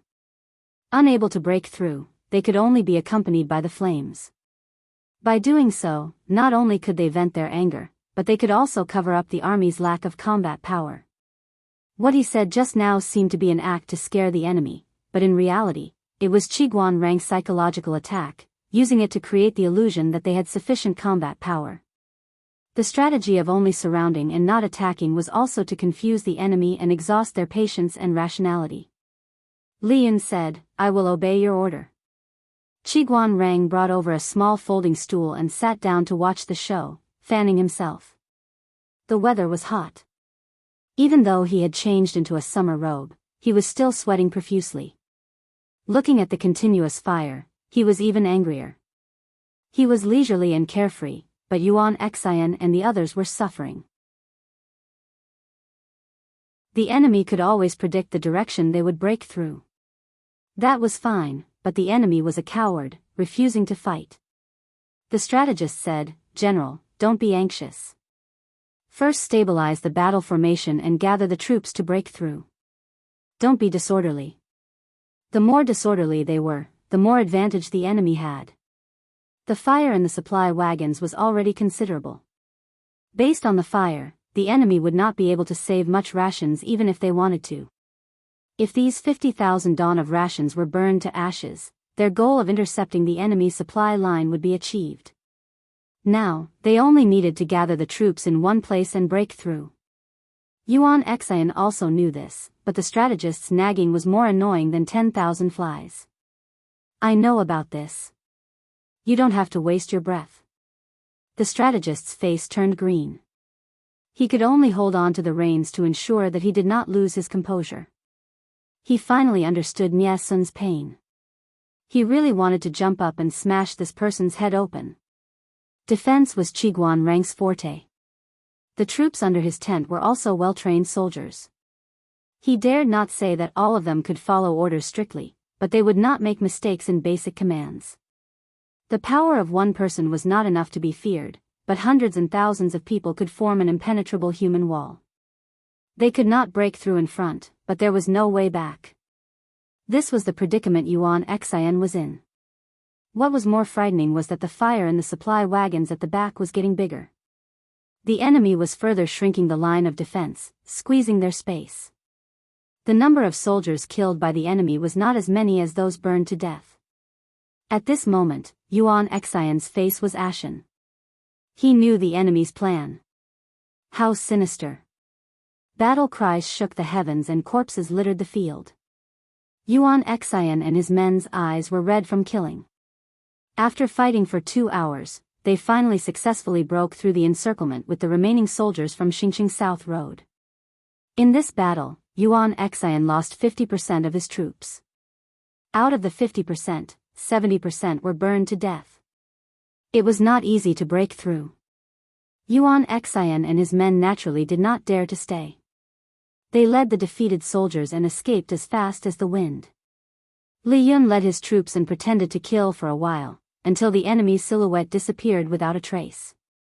Qiguan Rang held a feather fan in his right hand and a folded folding stool in his left.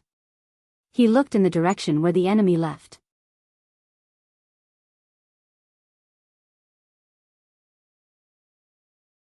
Chapter 1170. Li Yun said, "Then, there's finally an explanation. However, he looked at the battlefield with some pity. That was 50,000 dawn of military provisions, but now it was burnt to the ground. Fortunately, the military counselor had calculated the enemy's marching route, so they were able to stop the troop that intercepted the provisions in time. Now that they made the enemy bleed, it could be considered as atoning for their crime. Otherwise, he would be too ashamed to face his lord. Qiguanrang frowned deeply. He did not agree with Li Yun's optimism. If it wasn't for the Lord's use of the method of storing the provisions separately, building multiple granaries and grain lines, I'm afraid the loss today would be even greater.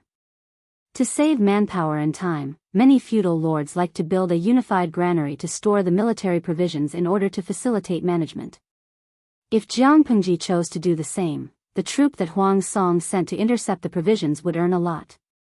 The provisions they intercepted and burned would not only be 50,000 dawn of grain, it could be 200,000 dawn or 300,000 dawn or even more. That was a month's worth of military provisions for 100,000 troops. What would the soldiers eat if they burned it all at once? How would they fight without provisions? A fall into the pit, a gain in your wit. Qiguanrang said coldly, if we fall into the same pit twice, what use would the Lord have for us? Upon hearing his words, Li Yun's expression, which had relaxed with much difficulty, became serious again. Yes, Qiguanrang was right. So what if they killed half of the enemy's troops? Those 50,000 dawn of grain were also burned clean by the enemy. What was there to be proud of? You're right, military counselor. Li Yun had a good temper. If it was another arrogant general who was lectured by Qiguanrang, even if he did not show it on his face, he would be dissatisfied. In terms of status and authority in the army, the two were of the same level. What right did Qiguanrang have to lecture him? If Qiguanrang did not understand Li Yun's character, he would not have said such things and made himself a political enemy for no reason. Qiguanrang and the rest returned to the camp. Just as they arrived, a soldier came forward to report that they had caught a suspicious person outside the camp who was spying on the camp. Because the identity reported by the person was suspicious, they did not dare to handle it on their own. They could only report to Qiguanrang. Qiguanrang raised his eyelids and asked coldly, suspicious person? Who? What was the identity of this person? How could the soldiers not know how to deal with him? The soldier said, the person who came claimed to be the Lord's younger brother, and he had many private seals on him that could prove his identity. I didn't dare to deal with him without permission. The Lord's concubine brother? Qiguanrang's mind raced. He was stunned for a while before he remembered who this person was. Wasn't that Lu Zhao? Although he was the Lord's younger brother, Lu Zhao was very tactful. He usually acted like a hedonistic son of a rich family and was not a threat at all. Qiguanrang had been wary of Lu Zhao at first. He had even wondered if he should do something so that Lu Zhao would die prematurely in his prime so that he would not cause trouble for his lord. However, the lord did not allow it, and Lu Zhao had been very obedient all these years. Qiguanrang could only suppress his restless heart. Bring him here, Qiguanrang said. Whether it's San Lang or not, we'll know at a glance. When he saw Lu Zhao in a slightly sorry state, he was instantly speechless. He thought that someone was pretending to be Lu Zhao, but he didn't expect it to be him. San Lang Jun, why didn't you stay in Chongzhou? Why did you come to the front lines? Qiguanrang signaled for the soldiers to loosen the bindings. Lu Zhao had a harmless, naive, and sweet aura. Now that he was tied up and carried over like a chicken, he looked even more pitiful. Quickly, untie him. Lu Zhao rubbed his hands that were slightly numb from being tied up. With a bitter expression, he said, Sir Qiguan, you're really strict with your troops. I almost lost my life. If it wasn't for the intelligence of the little boy beside me, who hurriedly revealed his identity, I'm afraid that I would have gone to the King of Hell to complain about my grievances. Qiguanrang's expression did not change, but in his heart, he could not help but raise the butcher's knife. Without waiting for Qiguanrang to react, Lu Zhao smiled and said, Sir, what I said just now was all nonsense. Please don't take it to heart. Spying on the camp is a serious crime. If I'm not careful and get shot into a hornet's nest, it's my own fault. You can't blame me, sir. Qiguan Rang furrowed his brows and used his eyes to ask Lu Zhao for the reason he came to the front lines. Lu Zhao saw that Qiguan Rang's expression was even colder and couldn't help but shiver. He begged, "Sir, can you send some troops to Zhao?" "What does San Lang need troops for?" Lu Zhao said, "Of course it's to escort Zhao to see my sister. I have something important to tell her." Although the security in the north was good and it was peaceful, the closer they got to the war zone, the more chaotic it became. Lu Zhao was used to having exquisite clothing, food, shelter, and transportation. When he went out, he was obviously a child of wealth. Robbing him was the right thing to do. Therefore, he mustered up the courage to borrow troops from Qiguan Rang to escort him to see Jianghu. The front lines are dangerous and chaotic. San Lang shouldn't put himself in danger. Qiguan Rang advised, "If San Lang has anything to say to the Lord, you can write a letter and send a horse to deliver it to the Lord. You'll get a reply in at most 3 days." This was already a compromise, but Lu Zhao refused to eat it. He shook his head and refused, still insisting on his own opinion. Qiguan Rang was speechless. What an infuriating spoilt brat.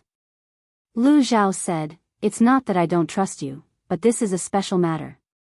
I have to tell my sister personally. Please tell me everything first." Qiguan Rang saw that Lu Zhao's expression was sincere and he even restrained his usual frivolous behavior. He faintly realized that the situation was serious. "If that's the case, then I'll send 100 guards to escort San Lang to see the Lord." Lu Zhao's eyes shone brightly. He said happily, "Thank you, sir, for fulfilling my wish. God knew how a pampered and spoiled son like him ran all the way here. He must have suffered a lot along the way." When Qiguan Rang sent Lu Zhao over, Jianghu was correcting military affairs. "Why is he here?" Lu Zhao howled as he ran into the tent from outside. He said without a care for his image, "Sister, save me," Jianghu asked, "There's a ghost chasing after you. You're crying and howling in broad daylight." Lu Zhao secretly wiped his tears. She was really his biological sister. "Do you know there's a war now? If you're captured by the enemy scouts, you won't be able to keep your life." Jianghu sternly reprimanded Lu Zhao. If Lu Zhao was taken as a hostage, she wouldn't be merciful. "Get up. It's not proper to act like this." Lu Zhao pouted. "Oh. Tell me. Why do you need me to save you? Can't you write a letter? Why do you have to come personally?" Jianghu asked. Lu Zhao looked around and said, "Sister, can you dismiss the servants?" So mysterious. Jianghu didn't think that Lu Zhao had anything important to do. However, she still asked the soldiers in the tent to leave and turned off the live stream. "Tell me. There's only the two of us in the tent now. There's no third person." Lu Zhao sat next to Jianghu and squirmed. His expression was so weird that he looked like he had constipation for more than a month. "Sister, father." Lu Zhao pulled his sleeves and hung his head. "He wants me to get married." Jianghu was speechless.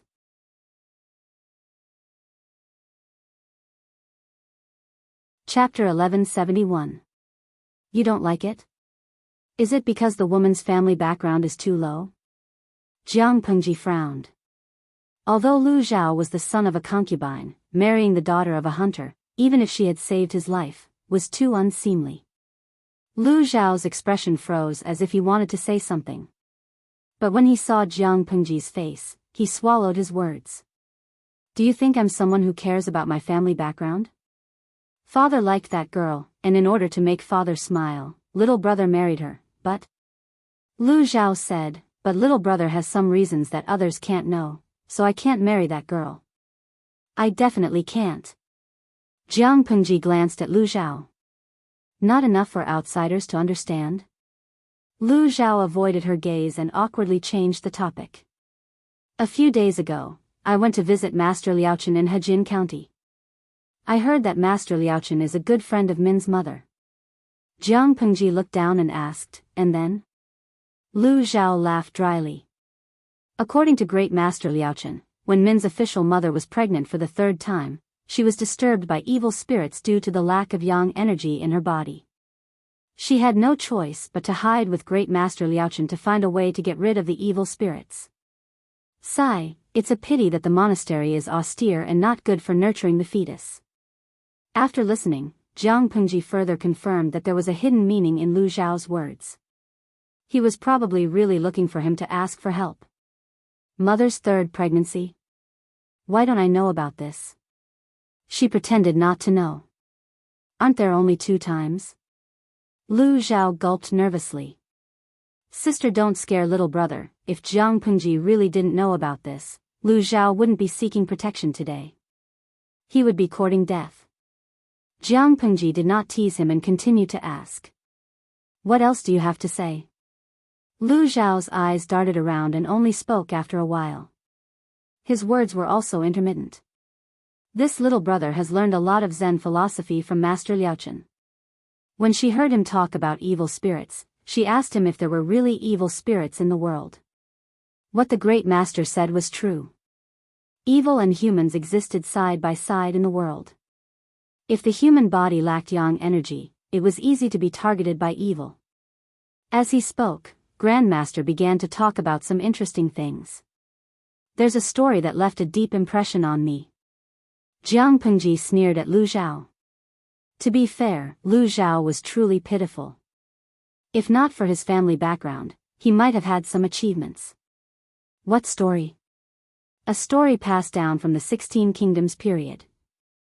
Lu Zhao struggled internally for a while before he said hesitantly, it said that the soul of a certain noble goddess left her body and roamed the king of hell's palace at night. She was captured by the black and white impermanence, and the judge said that she couldn't return to the mortal world before her time was up. She refused to accept it and asked the judge why she was wrongly judged. The judge said that her body had already been taken over by a nameless wild ghost, but that wild ghost did not have the memories of a real noblewoman. Because the memories were attached to the soul, although there were remnants of the memories in the physical body, these memories only recognized the noble lady's soul. Unfortunately, in order to assume the identity of the noblewoman, the wandering ghost lied to the noblewoman's relatives that she had lost her memory and took the opportunity to take over her place. Lu Zhao's fingers were trembling as he told the story. He was afraid that Jiang Pengji would beat him up in the next second and kill him to silence him. Jiang Pengji did not make a move. Ah, Zhao, are you saying I'm a nameless ghost? Lu Zhao's face was pale as he shook his head. Even if he was given 10 guts, he wouldn't dare to openly provoke them. Although he didn't know who this sister of his was, Master Liaochen also said that he couldn't afford to offend her.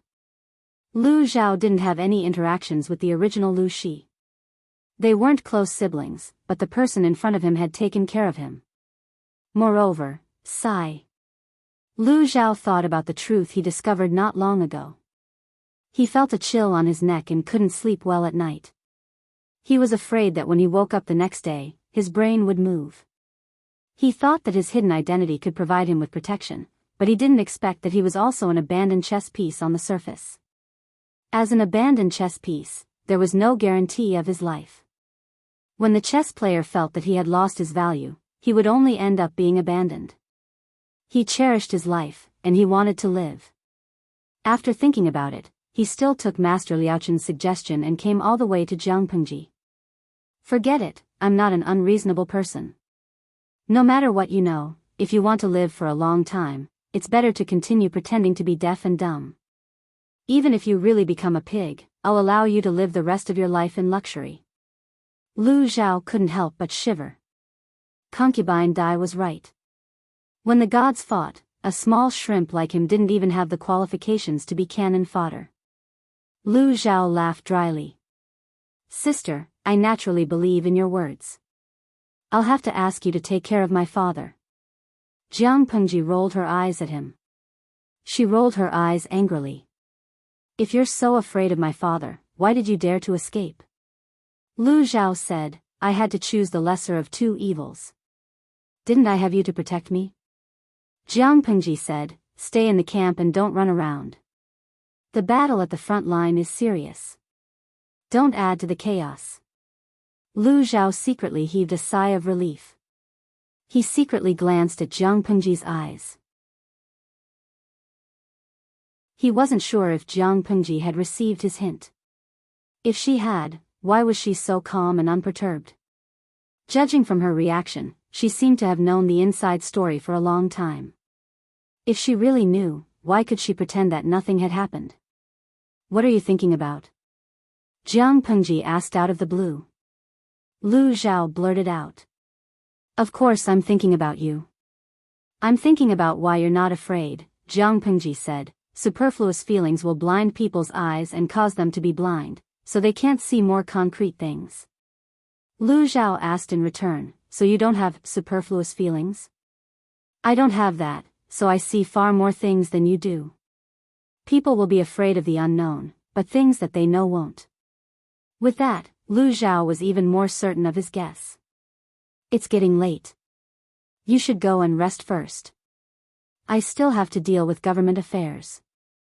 Otherwise, I'll stay up until late at night again. Lu Zhao left tactfully. He left. Jiang Pengji didn't deal with government affairs according to his instructions.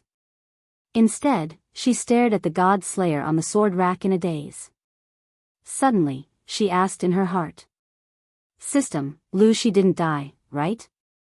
According to Wei Si's revelation, Jiang Pengji didn't obtain the memories of the body's original owner. Because of the language barrier, she wandered outside. Just like the nameless wild ghost in the story, she couldn't obtain the body's memories because her soul didn't match. She could only pretend to have amnesia to deceive the body's relatives. Jiang Pengji was different. She had Lu Shi's memories. As long as she searched carefully, she could even find a lot of content that Lu Shi himself had forgotten. Before Lu Zhao told her the story, she could think that the system had helped. However, Lu Zhao came all the way here to tell her this. The wait was different. Lu Shi was very likely not dead. Thinking back carefully, Lu Shi's death was quite interesting. She was just frightened by the bandits. She stepped forward bravely to block a knife for Wei Jingxian. The knife cut her collar, but it didn't hurt her flesh. After that, Lu Shi had a high fever. After that, Jiang Pengji was pulled over by the system. Jiang Pengji's brain and spirit were strong. She could accurately sense if there was a strange second presence in a body. The conclusion was that Lu Shi's spirit had died. The death of his spirit meant complete death. Now.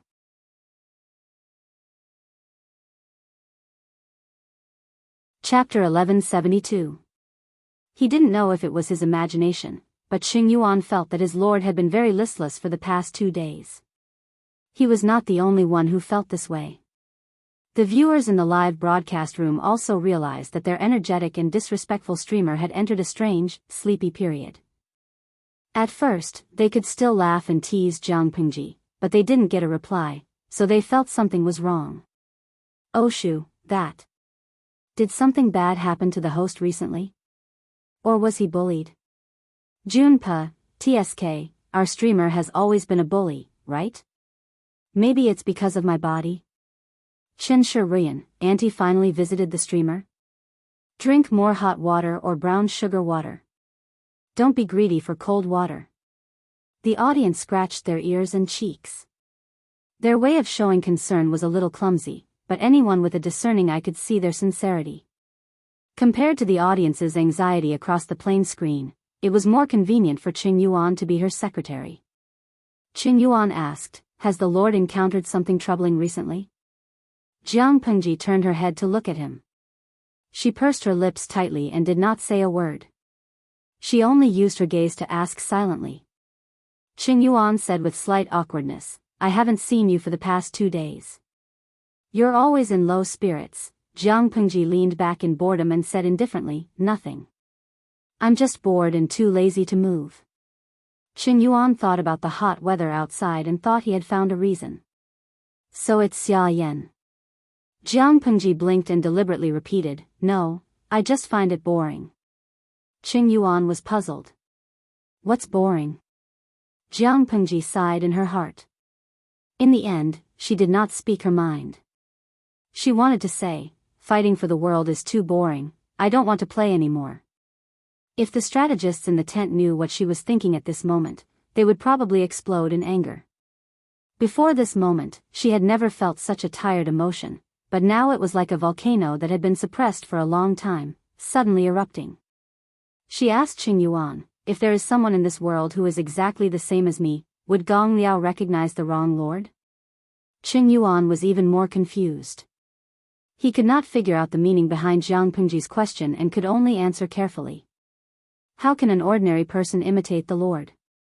Even if they looked exactly the same, could they imitate the exact same temperament and behavior? I'm loyal to my Lord. If I can't even tell my Lord apart, then I won't have the face to live in this world. When Qing Yuan finished speaking, he was magnanimous. Jiang Pengji smiled. It was a rare smile for the past 2 days. You're right. I'm the most unique person in this world. Not just anyone can replace me. Qing Yuan couldn't help but let his imagination run wild. His lord wasn't someone who liked to be sad and sad. There must be a reason for her sudden depression. His expression suddenly became solemn. Could it be that someone has harbored evil intentions and is trying to use the technique of substituting master? When he blurted out these words, Qing Yuan was also shocked by his own imagination. Although it's not the target, it's not far. Jiang Pengji's answer horrified Qing Yuan. Wait a minute, how is this possible? Who has such ambition? Qing Yuan's eyes revealed a murderous intent. He already had the intention to kill the unknown target. As long as Jiang Pengji told him who that person was, Qing Yuan would dig him out and kill him even if he had to dig 3 feet into the ground. My lord, this matter concerns your safety. If you know anything, don't hide it, lest you give the villain an opportunity to take advantage of. In all fairness, Qing Yuan didn't quite believe that this would happen.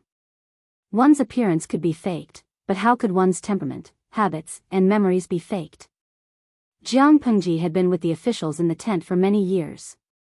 They didn't dare to say that they completely understood their lord, but it was impossible for them to not know anything. If an impostor wanted to replace her, it wouldn't take long before the truth was revealed. In this way, was there still value in substituting master? Qing Yuan was suspicious and worried, but his lord was smiling so easily that he didn't know what to do. Ha ha ha, I'm just teasing you. It's just that I had a very realistic dream a few days ago. I found out that a demon copied my memory and took over my body. He took the opportunity to blend in with you. I couldn't tell the difference between a dream and reality for a while. I'd been paranoid for the past 2 days and scared you instead. It's my fault. Jiang Pengji laughed and tried to deal with Qing Yuan. However, she was very clear in her heart whether this was a joke or not. Lu Zhao hinted that the real Lu Shi was still alive, so she knew that things were not that simple. She could obtain the memory of the original Lu Shi with the help of the system. Who knew if the original could obtain her memory from the system?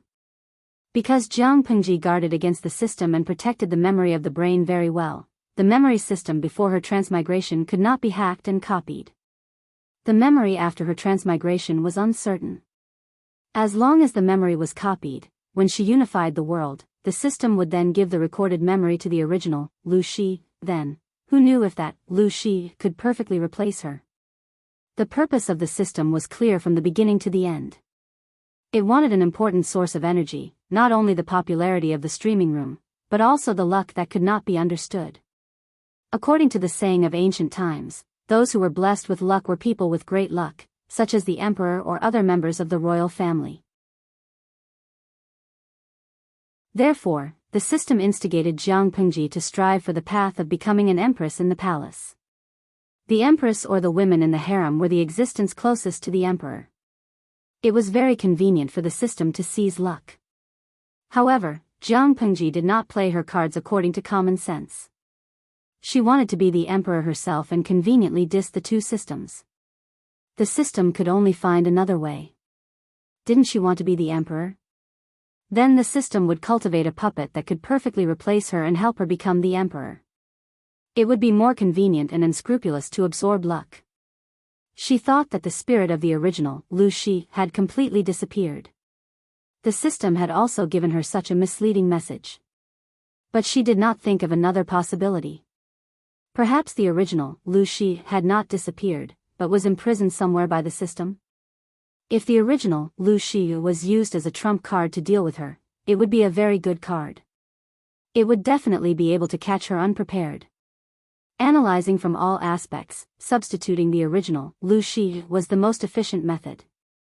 If Lu Zhao had not secretly informed her, Jiang Pengji would have taken a long time to realize this. Thinking of this, she could not help but frown. She felt that fighting for the world was boring and depressed. It was not that she was afraid of the person behind the scenes, but she did not like people coveting her achievements. She was the one who dug the pit, she was the one who cultivated the saplings, she was the one who fertilized, killed the insects, and pollinated the crops. After all this work, the fruits that were about to ripen were plucked by someone else. The bully had already come to her doorstep. Was she not allowed to explode? If she could, she really wanted to break the jar and ask the person behind the scenes to come out and fight for the bean-sized farm. She would not accompany him. Her depressed mood did not last long. Soon, she was stimulated by a battle report. Quickly prepare the troops and horses. They did not know how to pick a day to fight a war.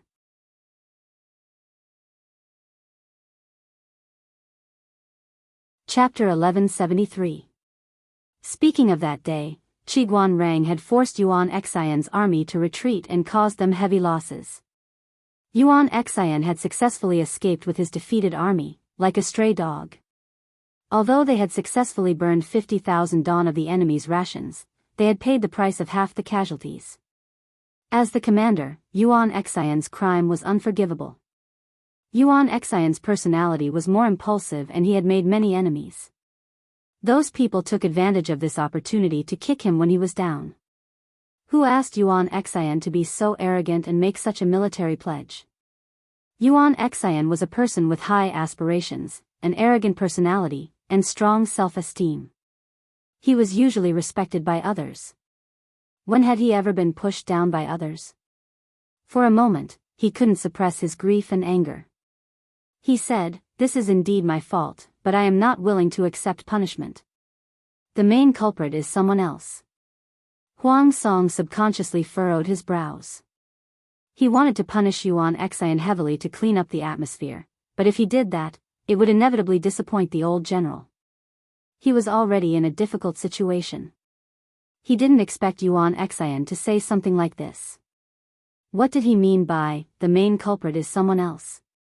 Before Huang Song could find an excuse to send Yuan Xian away, Yuan Xian said, "I suspect that someone has colluded with the enemy and leaked information." Colluded with the enemy and leaked information? Hearing these words, Huang Song's ears couldn't help but perk up. What do you mean colluded with the enemy and leaked information?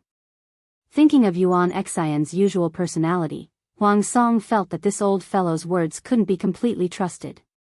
Yuan Xian pointed. Everyone looked in the direction he was pointing and were all shocked. Everyone had different reactions. Nie Sun was about to explode.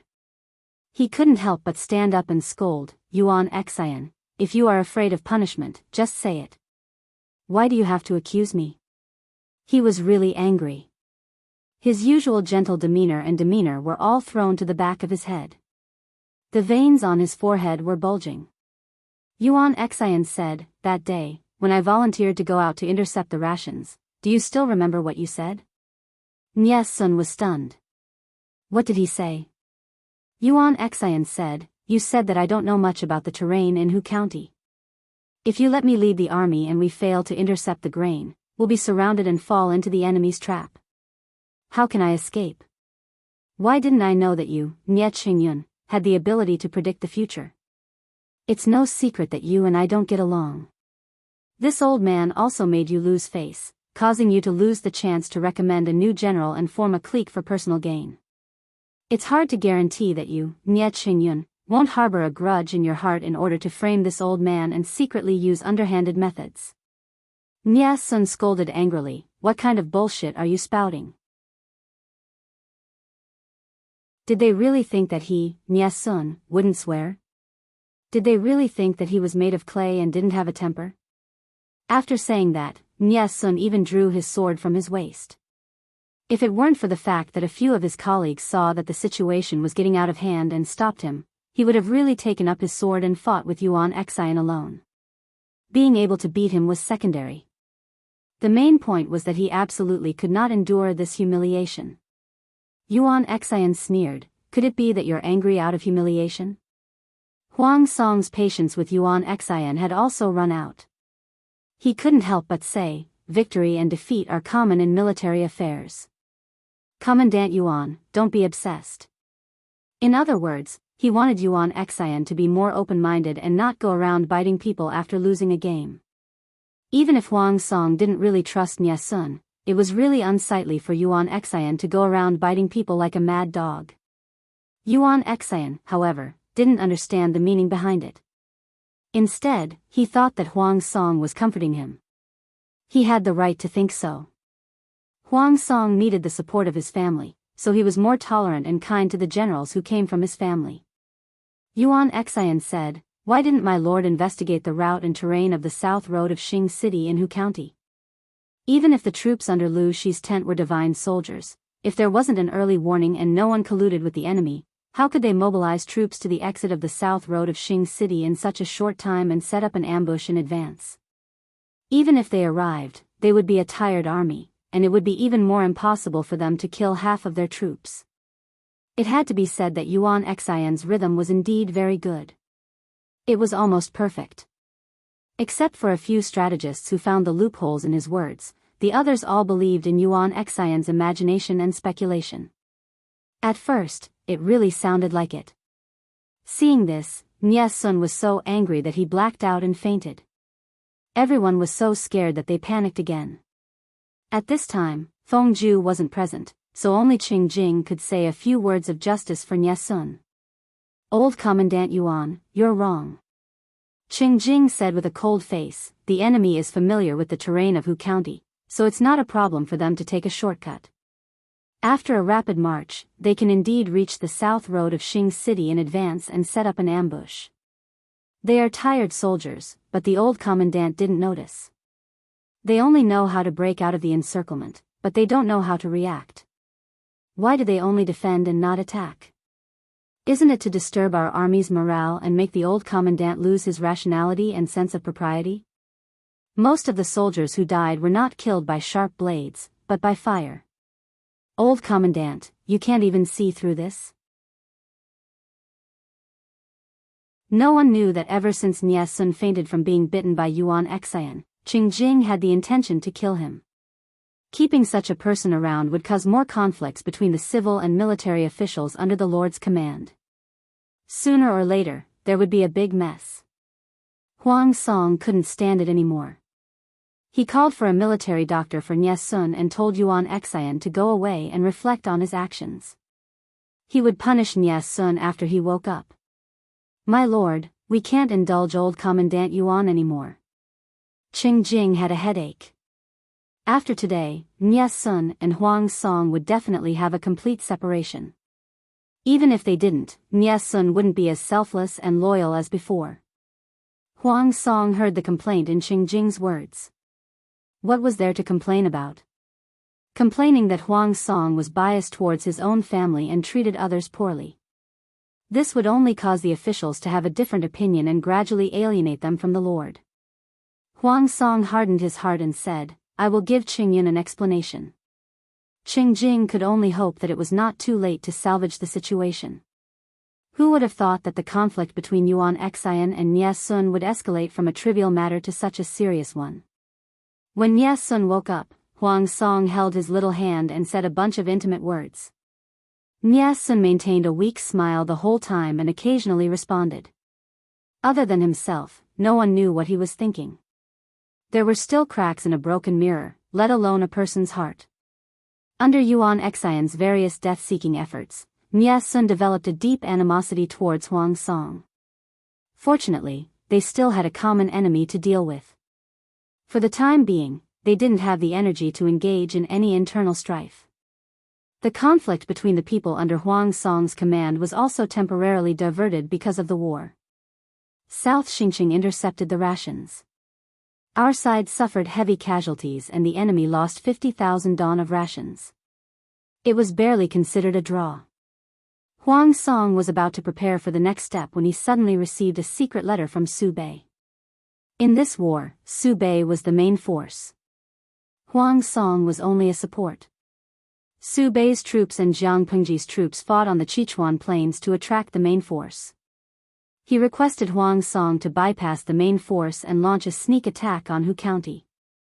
Although Jiang Pengji had a few supply lines, they were all concentrated in Hu County.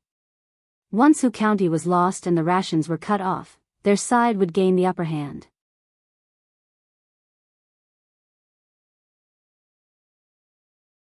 Chapter 1174. Qingjing lowered his eyelids slightly and said solemnly, "My lord previously sent old Lieutenant Yuan to attack the grain supply line in Hu County. Although he succeeded in burning the enemy's 50,000 don of grain, he also alerted the enemy. How could Lu Shi let his guard down? Now that we're using the same trick again, I'm afraid the effect will be minimal." With regards to Su Bei's request, Qingjing didn't think highly of it. Su Bei and Jiang Pengji's battle at Sichuan Plain had indeed attracted the attention of most of the troops, but this didn't mean that Huang Song could easily infiltrate the enemy's rear without any risk. The long-distance march was secondary. They were afraid that Jiang Pengji would react quickly and cut off Huang Song's main force's retreat. Hu County was a major grain-producing county. It was also the main supply channel for Jiang Pengji's army. How could it be unguarded? It was true that Huang Song and Su Bei had formed an alliance, but they wouldn't go so far as to put themselves in a perilous situation for an ally.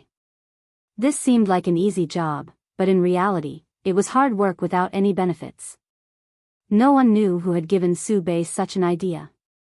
This was too much of a trap for their allies. It wasn't that Huang Song didn't understand Qingjing's words. However, this was the first time he was working with Su Bei in an alliance. It wasn't good to shirk responsibility. They had formed an alliance because of their interests and standpoint. There was no basis for trust at all. This relationship seemed strong, but in reality, it was very fragile. Without any basis of trust, this meant that the outside world could split their alliance from the inside as long as there were enough benefits. Even if they couldn't be divided, the so-called alliance would be useless. That's true, but how do we get rid of this without hurting our friendship? Huang Song asked him. Qingjing said, "Either you tell us the truth, or you send troops to pretend to attack Hu County." Told the truth? Huang Song couldn't react for a moment. Qingjing said, "Of course it's about the original commandant intercepting the rations." Huang Song had already mobilized troops to rob their grain supply.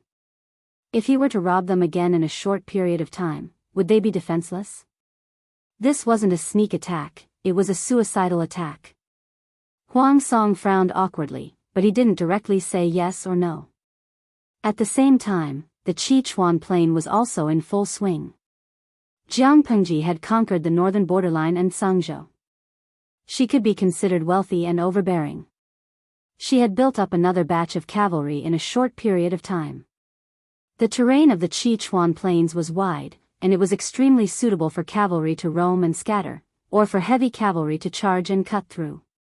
She had never been stingy with her family's private treasury. Not to mention her wife's money, she had even taken out her coffin money to strengthen the army.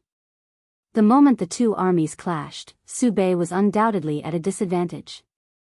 Regardless of whether it was a head-on clash or a mobile battle, he wasn't a match for them. Han Yu, who was at home and refused to see any visitors, couldn't sit still when he heard about this.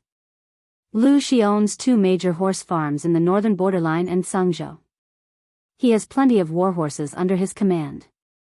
Who gave you the courage to fight him in the Sichuan Plain? When Han Yu received the news, he was boiling tea in the courtyard. He was so angry that he knocked over the teapot and almost scalded his hand. Upon further investigation, they discovered that this foolish idea had actually been suggested by one of Su Pei's strategists. If we can defeat the enemy army head-on, our morale will be greatly boosted. Han Yu also knew this counselor. The counselor was well versed in theory, but he had almost zero practical experience. He could be considered as another armchair strategist. At the same time, the other party also gave his own reasons. At first glance, those reasons sounded quite reasonable. It was not that the strategist had not thought about the problem of cavalry, but Jiang Pengji had conquered Sangzhou for less than half a year and conquered the northern borderline for only a year. How strong could a cavalry troop be built in such a short time? The cost of training cavalry was very high. Not only did it burn money, but it also consumed a lot of time. Moreover, no matter how strong the cavalry was, as long as there were not many of them, it would not be difficult to deal with them. Excluding the advantage of cavalry, the combat strength of the two sides should not be too different. Sichuan Plain was their main battlefield, so it was not impossible for them to win. Su Pei and the others had thought of everything. The only thing they did not consider was the time Jiang Pengji had spent on training the cavalry. In order to deal with the northern borderline, she had started the formation of the cavalry battalion a few years ago. It was not a year or half a year like everyone thought. During the battle at the northern borderline, the number of cavalry under her command was not large. It was not because she was hiding her strength, but because she did not have enough warhorses.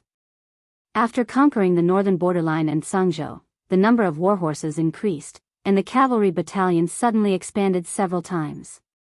After losing the first battle, Su Pei had no choice but to send someone to pull out Han Yu, who was squatting at home and planting mushrooms. As soon as Han Yu came over, he asked Su Pei to withdraw his troops and choose to retreat to the mountain pass. This was to suppress the cavalry's advantage. The cavalry was not omnipotent, but ordinary infantry needed a lot of preparation to fight against cavalry. They also needed to coordinate with the terrain to be effective. For example, in mountainous areas, forests, and valleys, the cavalry's combat strength and survival ability would be greatly reduced. The terrain of Sichuan Plain was vast. It was simply a paradise for cavalry. Not to mention that Lu Shi had the heavy cavalry battalion under his command. No matter how strong their defense was, they would not be able to withstand the joint attack of thousands of heavy cavalry.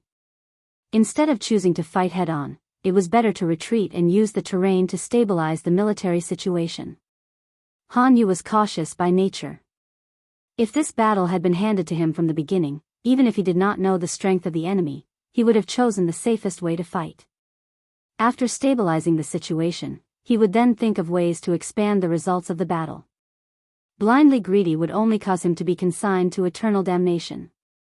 His choice was a harsh slap to the face of the previous strategist. However, Su Pei valued Han Yu so much that he could not even speak sarcastically. Han Yu did not know how the other party felt. He was only concerned about the situation of the battlefield, such as the losses in the previous battle. When Su Pei withdrew his troops and retreated to defend, Yang Si knew that Han Yu had come out again. Isn't he at home closing his door to guests? Is that a disguised form of confinement? Han Yu was Yang Si's nemesis. Yang Si had no temper at all when faced with this fellow. Qin Gong said, Han Yu is Su Bei's most trusted strategist. The two of them had a small conflict, but it will not be a stalemate forever. Ordinary couples fight at the head of the bed and reconcile at the end, not to mention the importance of this battle. Even if Han Yu has a grudge against him, he will not sit idly by. Yang Si, who was originally burning with anger, could not say a word. Qin Gong's honest analogy made him feel like he could not bear to look straight at it. Yang Si did not speak. Qin Gong asked again, Strategist, is it possible that I have said something wrong? No. Yang Si put down his hand and coughed softly. It makes sense. Qin Gong asked, what should we do now?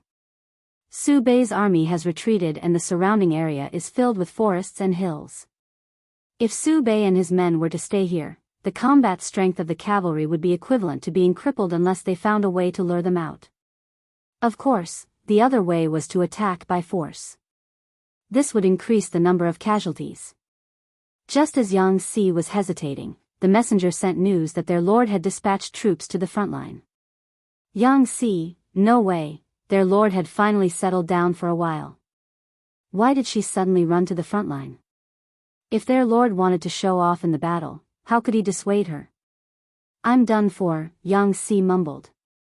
Qin Gong asked, what's done for? I'm done for.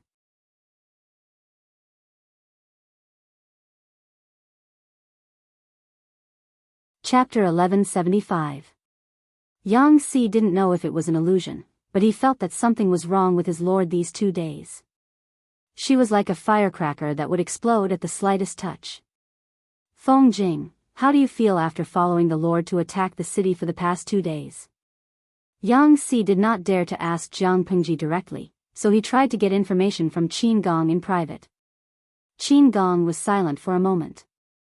He thought of how his lord had charged into battle and couldn't help but shiver. Only after a long while did he speak hesitantly. My lord is a true man. Yang Si, Bulsh *T, isn't this something that everyone knows? Who asked you about this? Yang Si asked, don't you think that lord has been particularly angry recently? Usually, they did not reveal themselves and looked very normal. However, when they fought, they were several times more ferocious than before. They fought without any regard for their lives. Although they did not manage to break through Su Bei's army's defensive line, after 2 consecutive days, Su Bei's defense seemed to be straining. Qin Gong asked hesitantly, really? I have only been with His Highness for a short period of time and do not understand him as well as the military counselor. After saying that, the upright young general revealed an ashamed expression, as if he had committed a grave mistake. Yang Si said, our lord is not like this usually. She knows when to stop fighting. If she can avoid getting hurt, she will. Unlike now, Qin Gong, it turned out that in the eyes of his military counselor Yang, the lord's arm being scratched by a stray arrow was also considered an injury. It was really just a scratch on the arm. He had seen it before. The wound was as long as a pinky finger. It was shallow and only the skin was scratched. Yang Si's worries were not unreasonable. Jiang Pengji indeed vented her negative emotions through the war. She had killed to her heart's content, but it was a pity for those who had died under her blade. None of them had a complete corpse.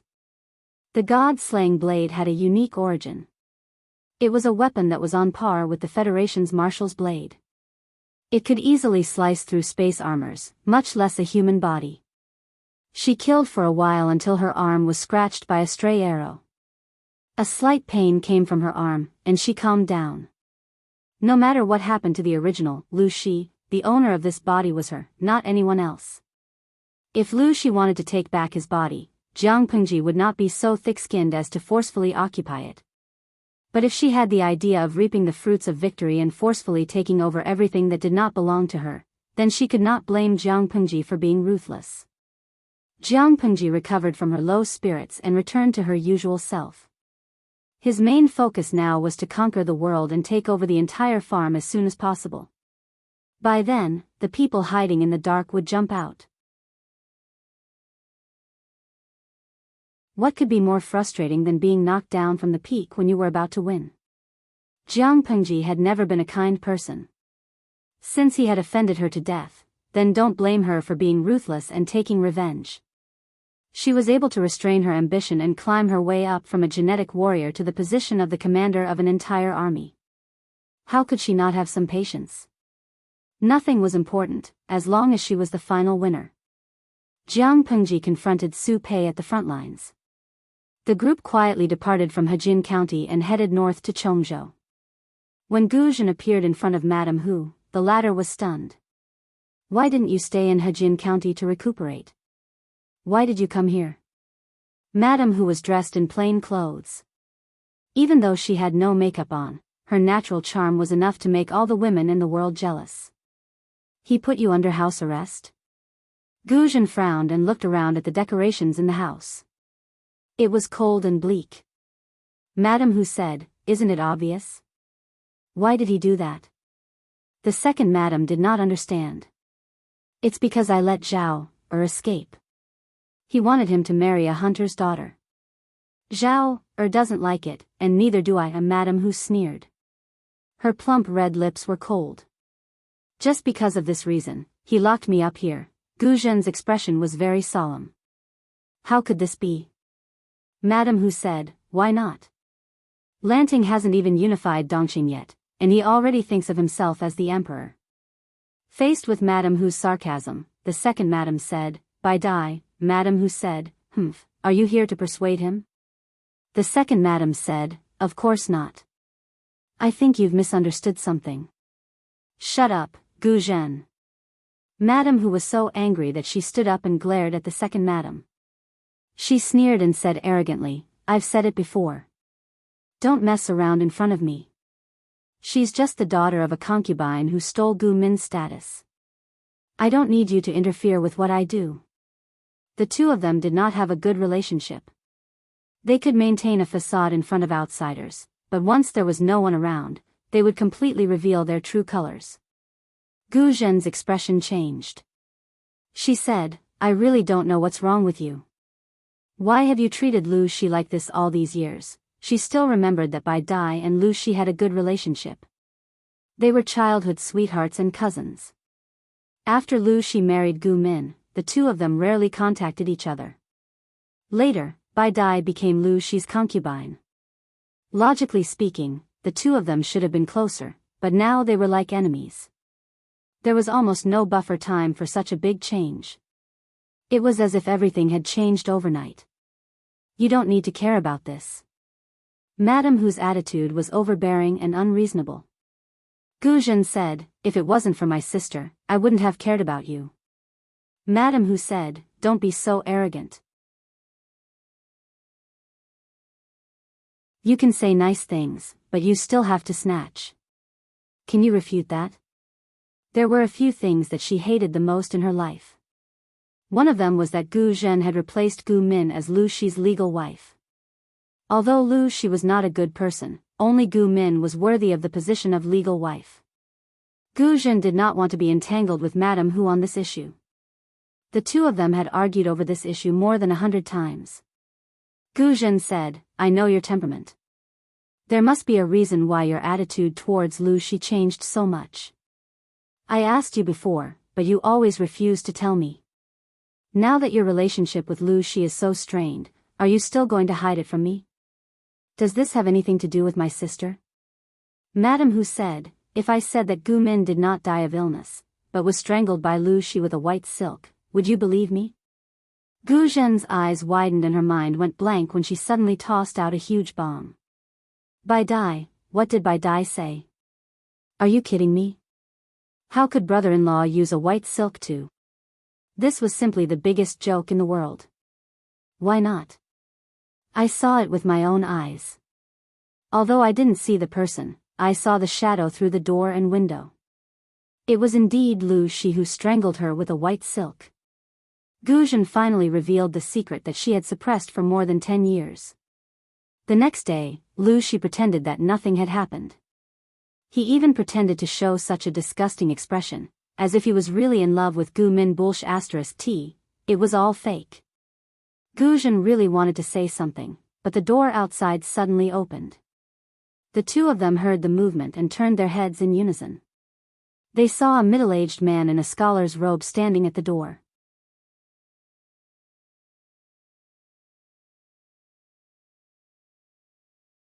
Chapter 1176. Lu Shi's appearance was too sudden. The atmosphere suddenly dropped to a freezing point. Both Bai Dai and Xiaochen felt a sense of fear and helplessness from the bottom of their hearts. However, Bai Dai quickly calmed down. She sneered at the food box in Lu Shi's hand and said sarcastically, "How long have you been standing outside? Do you want to give me my last meal and then use that white silk to choke me to death like how you strangled Gu Min?" Lu Shi's eyes were dark and gloomy. In the past, Lu Shi was always warm, like the warm sun in spring. He didn't make people feel hot or cold. He was neither hot nor cold, just right. His eyes were also slightly pale. Under the light, they had a kind of amber texture, but now they were like black ink, giving people an inexplicable coldness. Uncharacteristically, Lu Shi didn't speak. Instead, he stared coldly at Bai Dai. Gu Zhen, who was standing beside him, calmed down. Fear grew in her heart. Is what Bai Dai said true? Gu Zhen suppressed the urge to shake her hands and stared at Lu Shi's expression. Sister, did you really strangle her with a piece of white silk? Why did you do that? What reason do you have to do that? Lu Zhongqing, say something. After a while, Lu Shi stepped into the room and raised his right hand to put the food box on the table. His tone was flat as he spoke to Bai Dai. You're possessed. I saw it with my own eyes. You're saying I'm possessed? Lu Shi, if you're a man, just admit it. Why are you denying it? Since they had already fallen out, Bai Dai didn't want to pretend anymore. God knew how hard it had been for her all these years. Every time she saw Lu Shi's affectionate face, she wanted to scratch him. Don't you know what happens to a person's body if they were strangled with white silk? Lu Shi's reaction was very calm. He could even rationally point out the loopholes in Madame Hu's words. You should know what happens to Gu Min's body. There are no traces of her being strangled with white silk. Gu Min and I loved each other very much. She just gave birth to a child for me. What reason do I have to kill my wife? Bai Dai was furious. The second madam saw Lu Shi's reaction and took a few steps back in fear. Lu Shi refuted the fact that he had killed his wife, but his reaction proved that he was right. Think about it, if Lu Shi really loved Gu Min to the core, how could he be so calm when he suddenly found out about this absurd thing? Gu Zhen did not dare to accept this fact, but Bai Dai was so angry that she raised her hand and slapped her. Lu Shi, you are the most disgusting person I have ever met in my life. The expected sound didn't come. Instead, her wrist was accurately grabbed by Lu Shi, like an iron clamp.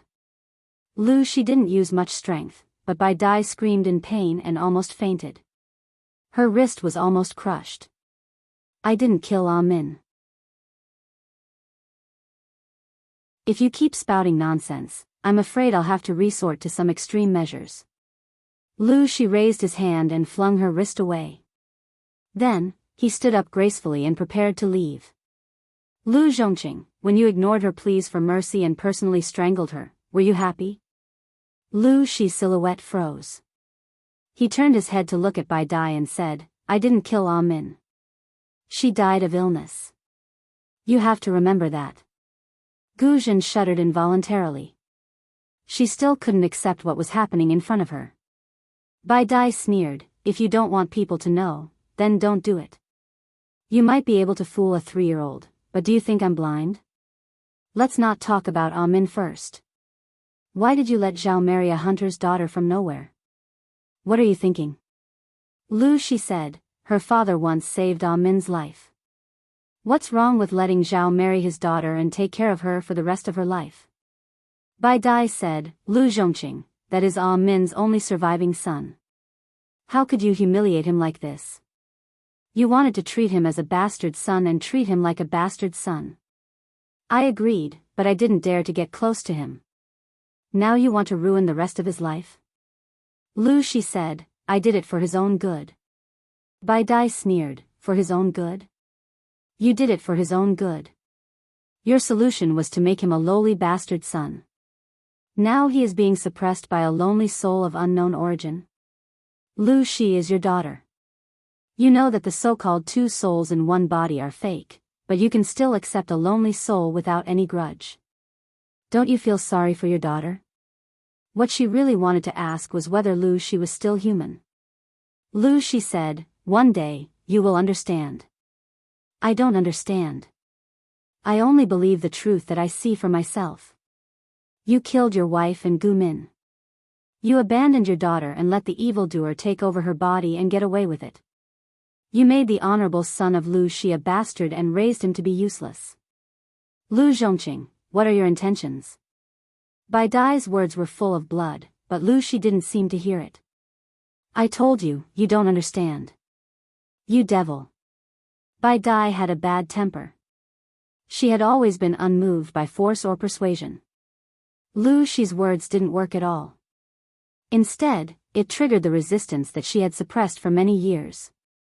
She covered her rapidly red and swollen wrist and said angrily, Lu Shi, who was as beautiful as the moon, died a long time ago. Where did you come from, evildoer? You caused the death of Gu Min's family. Are you still not satisfied? Yes. Lu Shi was the evildoer. Bai Dai's chest rose and fell violently. Her emotions were completely out of control. If the second madam hadn't come back to her senses and stopped her, she would have pounced on Lu Shi. You too. Lu Shi finally turned around and looked at the two of them. His eyes were still cold. Let me calm down. After saying that, Lu Shi left without looking back.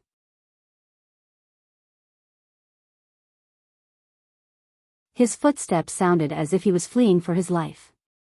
Let me go. After Lu Shi left, Bai Dai finally lost her temper and pushed the second madam aside. Do you want to die? The second madam stopped her. If you continue to provoke him, he might really kill you. He's not a man if he doesn't kill me. I don't expect him to spare my life if he dares to kill his beloved wife.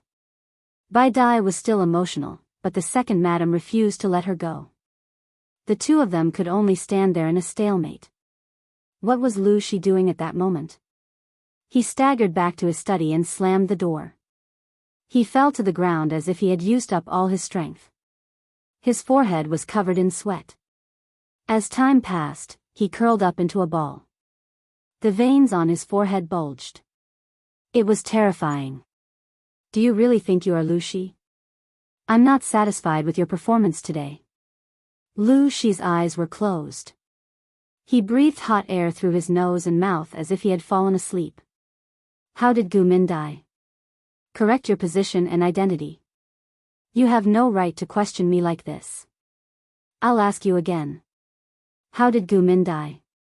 Because of Lu Shi's resistance, the voice in his head was silent for a while before it spoke again. I said she was an outsider. She was destined to be rejected by the plane's consciousness and return to her own world. Bai Dai said you strangled her with my body.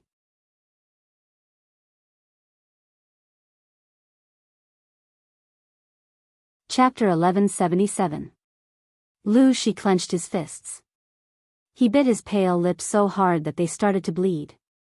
The voice was refuting his explanation, but Lu Shi knew that what Bai Dai said was mostly true. You wanted to kill Bai Dai. If I didn't stop you, they would have been strangled by you. Lu Shi looked calm and said indifferently, if there was no inside story behind Min's death, why did you try to kill her? Why? The voice in his head didn't respond. Lu Shi said to himself, she was just an ordinary person. Gu Zhen and the others couldn't accept the truth, and neither could Lu Shi.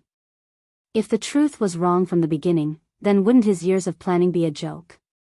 Bai Dai's questions rang in Lu Shi's ears. His mind was shaken and he almost choked. An ordinary person? If she was an ordinary person, she wouldn't have the ability to seduce you and me. You disappoint me. You and I are one, and we are complete when we are together. Now you want to be independent because of an ordinary woman. That's great. Lu Shi clenched his fists. His blood was boiling, and his mind was full of complicated thoughts. Isn't this your problem? Lu Shi said, feelings are always changeable and uncontrollable factors. Lu Shi remembered clearly that he knew a lot of things from the moment he was born, but there was always a force that made him develop into a playboy.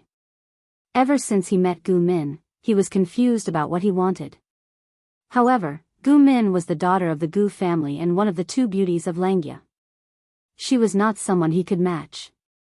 Even though they were childhood sweethearts by marriage, the elders in his family never thought of letting him be with Gu Min. Lu Shi wanted to work hard, but at the same time, he was controlled by the strange force to stay away from the study and indulge in fun.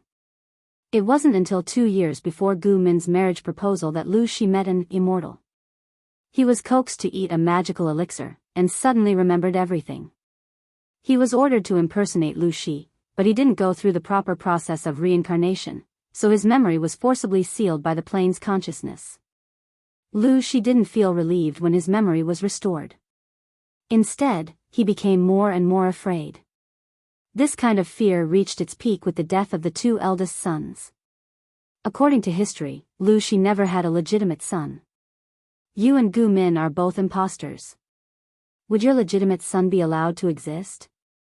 Lu Shi knew that the consciousness of the plane would eliminate the anomalies in order to protect its own interests.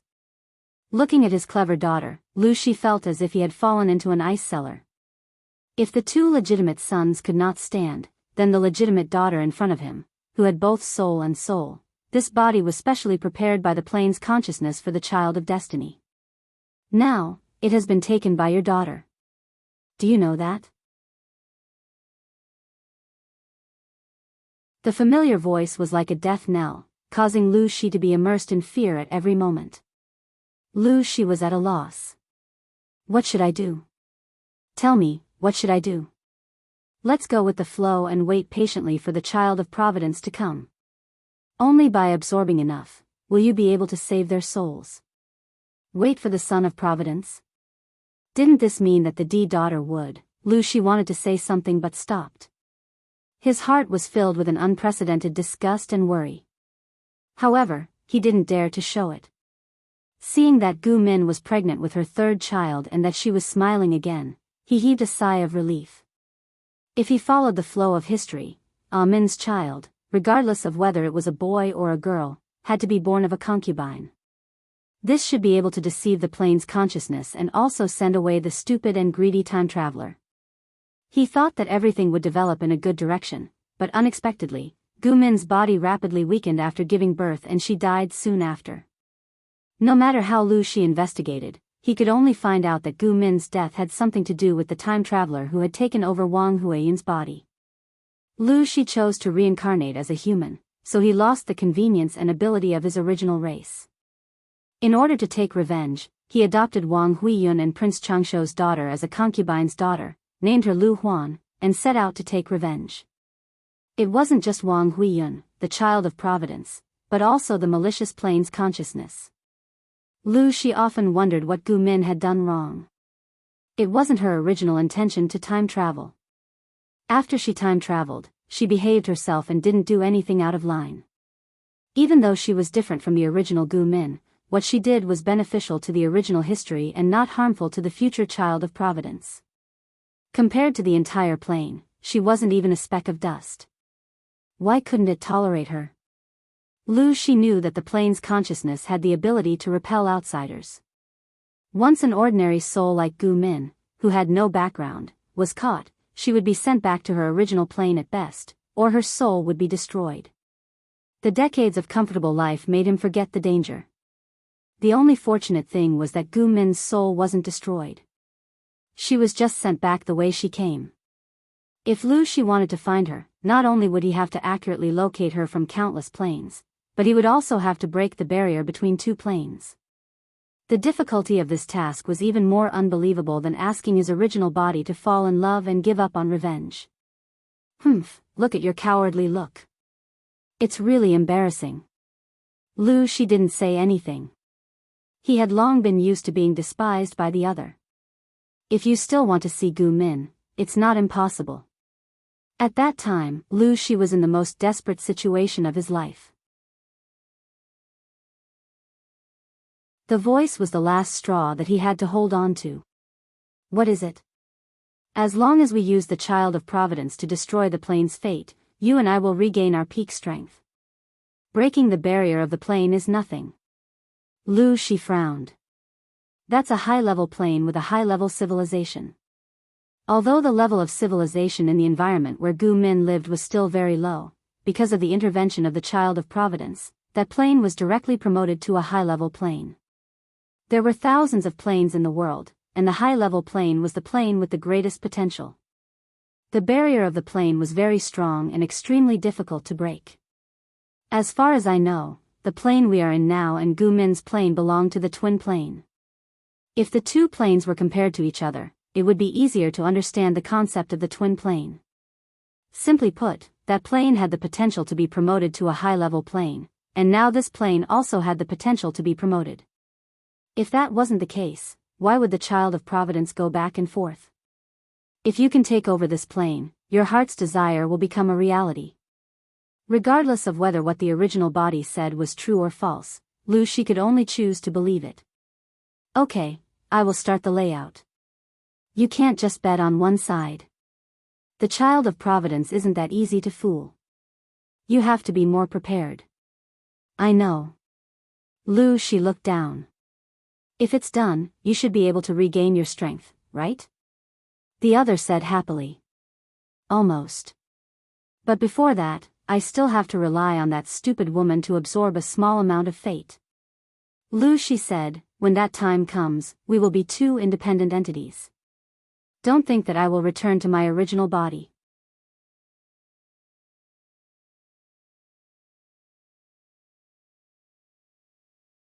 Chapter 1178. From the moment of separation, you and I are two independent entities. I am not your vassal. Wuxia barely regained his senses. Because of his return to reason, he had to restrain himself from completely falling out with the other party. Perhaps the target of his revenge would not only be the previous ones, but also one more. This is just your personal opinion, a foolish and naive one. Do you think that by possessing a human body and living as a human for decades, you are really a human in your bones? Even if you are willing to be a human, you still have to ask the consciousness of this plane and the patrolling merchant if they are willing to let you go. Gu Min was lucky enough to be expelled, but what about you? Your soul was destroyed and turned into cosmic dust. If you insist on being independent and resist my fusion, neither of us can resist the harm of the outside world. Are you willing to die like this? The voice knew Wuxia's weakness too well because Wuxia was the love it had separated. Gu Min and the few human children she had were his weakness. Looking at Wuxia's useless appearance, it was even more glad that it had separated its love back then. Emotions were indeed a hindrance to it. But no matter how much it despised Wuxia, it couldn't let him run around outside. It had to find a way to take him back as soon as possible. Wuxia said coldly, "Do you think I will agree to your request if I know that you killed Min with your own hands? You piece of trash." The voice was silent for a while, then said resentfully, "The patrolling merchant is already in this plane." "That person is already here?" Wuxia's eyes widened in shock. Why isn't he? The main system hid very well. As a part of it, Wuxia didn't know the exact location of the other party's hiding place. It was normal that the patrolling merchant couldn't find the main system, but Wuxia had transformed into a human and lost his special ability, so there was nowhere to hide. The main system was silent for a while, as if there was a problem with the circuit, and the communication wasn't very sensitive. Who knows what these old foxes want to do? You don't have to think that you are lucky. They haven't done anything to you now because you are the father of the Son of Destiny. This identity is connected to the karma of the Son of Destiny. That guy can't do anything to you. No matter what the reason is, he won't let us go. If you want to live, the only way out is to merge with me again and restore your strength. Before it was sliced up and separated from itself, the main system was in a heavily injured state, and its strength could not compare to when it was at its peak. It had spent more than 2,000 years traveling to hundreds of low-level planes, tricking those stupid and greedy women into working for it under the guise of the system and the Goldfinger. In total, it had seized the luck of the dragon veins of more than 200 low-level planes. Unfortunately, it was unknown whether it was because it had done too many immoral things in the previous half of its life or something else, but it was always not favored by the heavenly Tao, and its luck was always a little bad. Every time he regained a certain level of strength, he would always run into a nemesis that could restrain him. It would either be a plainer patrolling merchant who happened to travel to that plane, or that disgusting master-disciple couple. He would never admit defeat so easily. If it weren't for the fact that he was cunning enough to make sufficient preparations to escape every time, he wouldn't have been able to cut off his tail to survive every time. He had escaped from death time and time again, and would have been caught and hammered to death long ago. The main system had done some careful calculations. Right now, this plane was a high-level reserve with high potential. It had a majestic destiny. If it could gather the destiny of the Son of Destiny and destroy the foundation of the entire plane, it would be able to absorb enough energy, enough to restore it to its peak state. Unfortunately, its luck was as bad as ever. Just as it was happily slicing up the plane and preparing to play with the Son of Destiny, the few fragrant bodies that were separated from it made it feel like its balls were about to explode. The one that followed the female protagonist, Wang Huiyun, was not bad, and it had transferred a lot of energy to it for more than 20 years. The one that followed Jiang Pengji was simply pretending to be dead. Lu Shi was the most useless, and he was directly seduced by Gu Min. These useless people could not be counted on. Their final value was to return to the main body and strengthen its strength. It had never thought that Lu Shi, the useless person, would still want to be independent. For all, did this useless person still remember the mission he was carrying? For the death of an ordinary human woman, he was still stubborn now. Who gave him face? The main system anxiously wanted to take back the separated fragrant bodies, but Lu Shi refused to cooperate. I refuse. Lu Shi's face was still gloomy, and he did not take the threat of the main system seriously. The main system was so angry that its teeth itched. If it was not for the fact that the patrolling merchant was squatting in this plane, it would not dare to make a big move and expose itself. It would definitely have forcibly recalled the separated fragrant bodies at all costs. Why would it ask Lu Shi's personal opinion from so far away? Why? If I return to the main body, Lu Shi will be gone. For its own safety, the main system never gave too many memories to the fragrant bodies when it was sliced off. It only let them remember their respective missions, and Lu Shi was no exception. Even so, he knew that once he returned to the main body, the main consciousness would be the main system, not him. If that was the case, wouldn't Lu Shi be dead? Lu Shi wanted to reunite with his family, but he did not want to lose his entire family. He had secretly investigated the death of his two legitimate sons and Gu Min for so many years, and all the clues pointed to Wang Huiyun. He had never doubted himself. Now that the truth was out, it would be too stupid for Lu Shi to allow himself to be manipulated by the other party. I cannot absorb you, as long as you help me, the previous promise is still valid. The main system bewitched him. Lu Shi, think about it carefully. You don't want to see the Son of Fortune take over Lu Shi's body and leave your biological daughter alone, do you? From the perspective of the consciousness of the plane, Lu Shi's body was specially prepared for Jiang Pengji. From the perspective of the parents, Lu Shi was their daughter, and he was the child that Gu Min painstakingly gave birth to after 10 months of pregnancy. Just because of the arrangements of the consciousness of the plane, she had to give up this body. Not to mention Lu Shi, even if it was any other parent, they would not be able to accept such an ending. So what if he was the Son of Fortune? At the end of the day, he was still an outsider who took over the nest of the magpie. The main system knew very well how to hit Lu Shi's weak spot. And that Lu Zhao, I really don't know if he is smart or stupid. I just casually tricked him, and he gave himself away. The main system laughed. In his eyes, that fake legitimate sister is more trustworthy than you, his biological father. Lu Zhao was so scared that he immediately ran away and sought refuge with Jiang Pengji when he revealed some information and misunderstood that the hunter's daughter might be the body that Lu Shi's soul temporarily resided in. It was obvious that this guy was also a person who pretended to be a pig to eat a tiger. He looked like he only knew how to eat, drink, and have fun, but in fact, he was smart and knew some secrets. He and Lu Shi were at odds with each other because Gu Min had left some clues for this guy. Lu Zhao, this pig of a brain, did not think that if he really married the hunter's daughter, what benefits would Lu Shi himself get?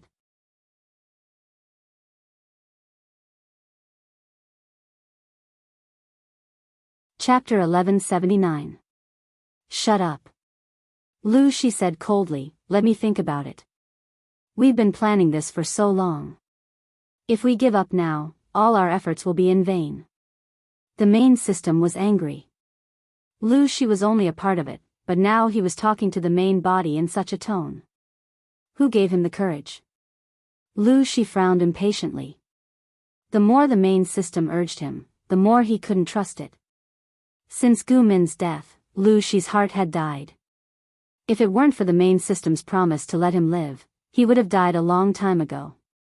Now that he knew who his real enemy was, no matter what, he had to drag him into hell and consign him to eternal damnation. I'm worried. You're too cunning. Lu Shi said, tell me where you are and I'll help you. They knew their own situation very well. For advanced creatures like them who were pure spiritual bodies, once they lost their host, they were like snails that had their shells removed, revealing their weakest parts. They were basically at the mercy of others. If he knew where the main system was, he would have the upper hand. We are one. I'm cunning, and you're just as cunning. Turning around and betraying his teammates and killing his acquaintances, I'm used to doing this, and you're not going to lose out to me. If I tell you where I'm hiding, there's no guarantee that you won't turn around and sell me to the Son of Destiny. The main system refused with a smile. It knew that Lu Shi harbored hatred and malice toward it, yet it still told him everything obediently. That was really stupid. Lu Shi sneered, you know me well. That's a very safe place. The main system said proudly, Lu Shi, don't you dare betray me. If you dare to do that, think about your daughter first. Lu Shi's soul is very fragile. If I accidentally cut it into pieces. Lu Shi secretly clenched his fists. The veins on the back of his hands bulged, revealing a frightening green color. After a while, Lu Shi could no longer feel the existence of the main system. The main system was cautious. Even if it talked to Lu Shi, it wouldn't leave any traces. Otherwise, it wouldn't have been able to get away with it for so many years. But, a very safe place? Lu Shi closed his eyes and looked at a random place. The sky was dark, and candles were already lit in the room.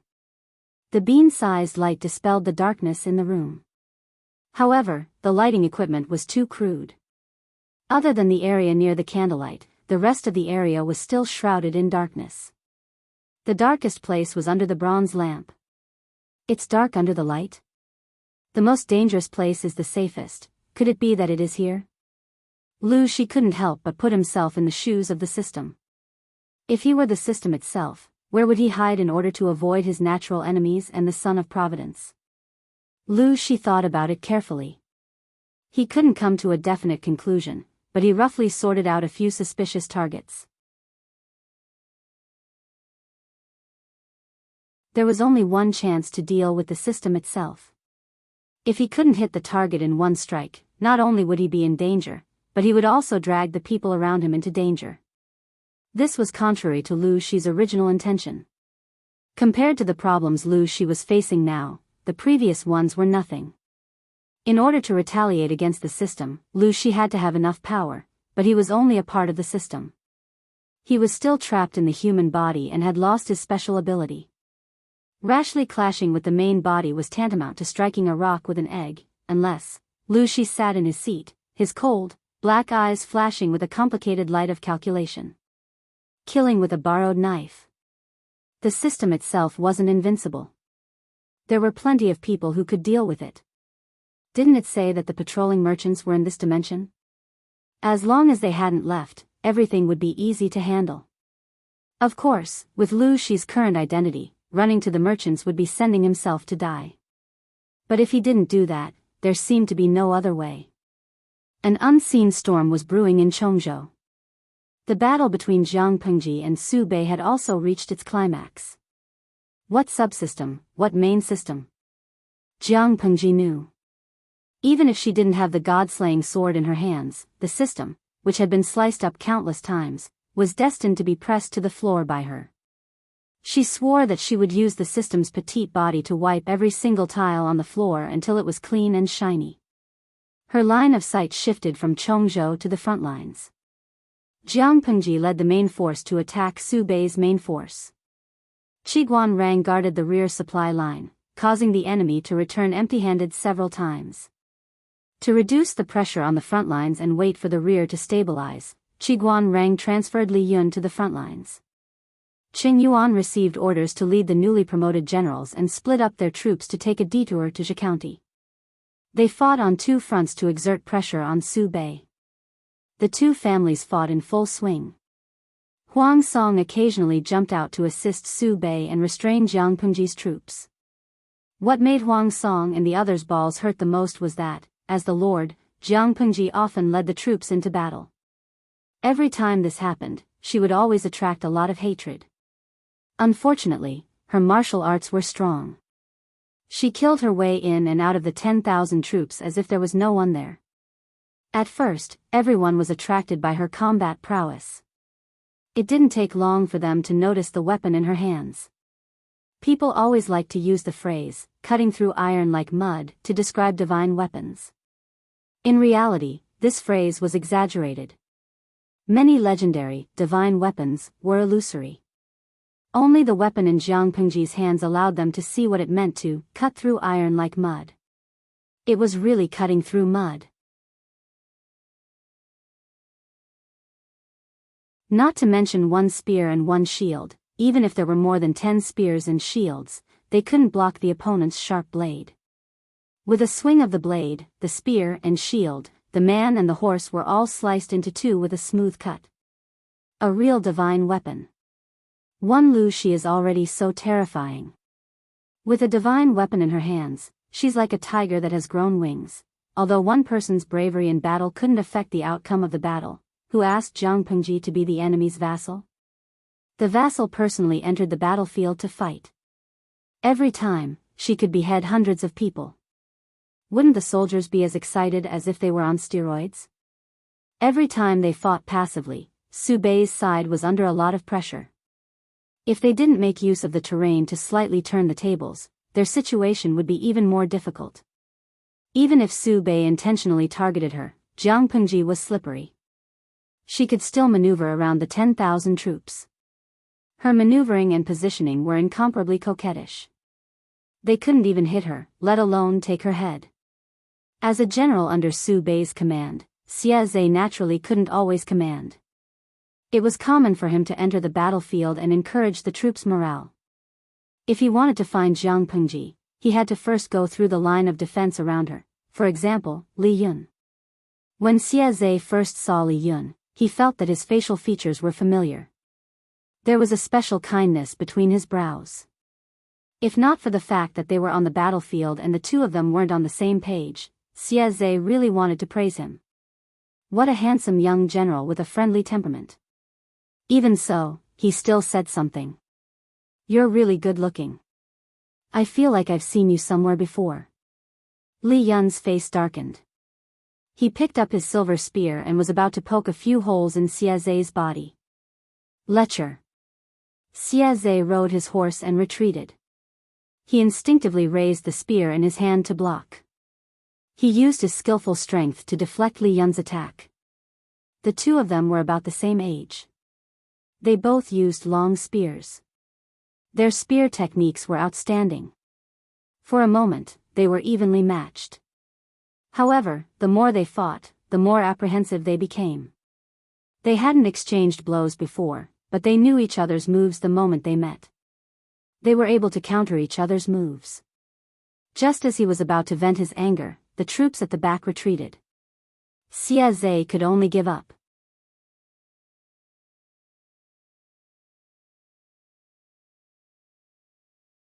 Chapter 1180. Captain Xie, do you have something on your mind? Xie Zhe seemed to have something on his mind after he came back from the battlefield. His eyebrows were almost twisted into a knot, and he was very worried. Han Yu was sensitive enough to notice this, so he asked quietly. Xie Zhe came back to his senses and subconsciously raised his vigilance. When he realized it was Han Yu who asked him, he finally let go of his guard. Military advisor Han. He didn't want to answer, but since it was Han Yu, he could confide in him. After all, he trusted Han Yu. "It's nothing. It's just that the soldier with the silver spear that I met today. I always felt that he looked familiar. More importantly, the spear technique he used seemed to be the unique technique of the Xie family. The spear technique of the Xie family is not taught to outsiders except for the direct male descendants." Han Yu asked, "Captain Xie, Are you sure that the spear technique that he used is unique to the Xia family? Xia Zhe nodded with certainty. The Xia family was different from other aristocratic families. They were a family of martial arts, and the whole family was full of martial arts. Many of the children in the family had to play with a small wooden spear as soon as they could walk. The foundation of martial arts also started at a young age. They were good at spear techniques and used other weapons very well. When Xia Zhe started practicing martial arts, he was not even as tall as the special wooden spear in his hand. The spear technique of the Xia family had long been integrated into his bones and blood. Even if he was blind, he would be able to recognize Li Yun's moves after 2 moves. It was impossible for him to make a mistake. However, he didn't say it out loud. If Han Yu wasn't trustworthy, he wouldn't have told him. Han Yu said, "Lu Shi doesn't have many generals. Apart from her, there is only one other person who is good at using the spear, Li Yun." Li Yun? I've heard of him. Xia Zhe recalled and said, considering his age, appearance, and skills, he should be the one who intercepted me just now. Han Yu continued, Li Yun was born in Fengyi County, Wanzhou, Dongqing. He seemed to be the adopted son of a peasant family. He has nothing to do with the Xia family of Gongning. The two families had nothing to do with each other. Are you sure? Xia Zhe looked confused. If that's the case, why does he know the spear technique of the Xia family and look so familiar? Ever since the incident with eldest uncle Xia Qian, the Xia family had been quiet. The disciples of the Xia family would not leave Yangning County easily. With Li Yun's skills, he would not have been able to master it without diligently practicing for 17 to 18 years. In other words, if there was a disciple of the Xia clan teaching him, then it would definitely be a direct descendant disciple that stayed outside for a long period of time and rarely returned to the clan. Xia Zhe went through all the relatives in his mind, but he couldn't find anyone who fit the criteria. Sigh, if there was no war, perhaps I could go up to him and ask who his teacher is. As a descendant of the Xia clan, he had to ask about it, or else it would be hard to explain to the clan. Han Yu said, maybe there will be a chance in the future. Xia Zhe could only agree absent-mindedly. At the same time, Li Yun looked as if he had just suffered a stroke. He gulped down a large bowl of water, and only then did he manage to suppress the raging fire in his chest. What a lecher! Li Yun said angrily, how could that person be my cousin? Compared to Xia Zhe's confusion, Li Yun knew the relationship between the two.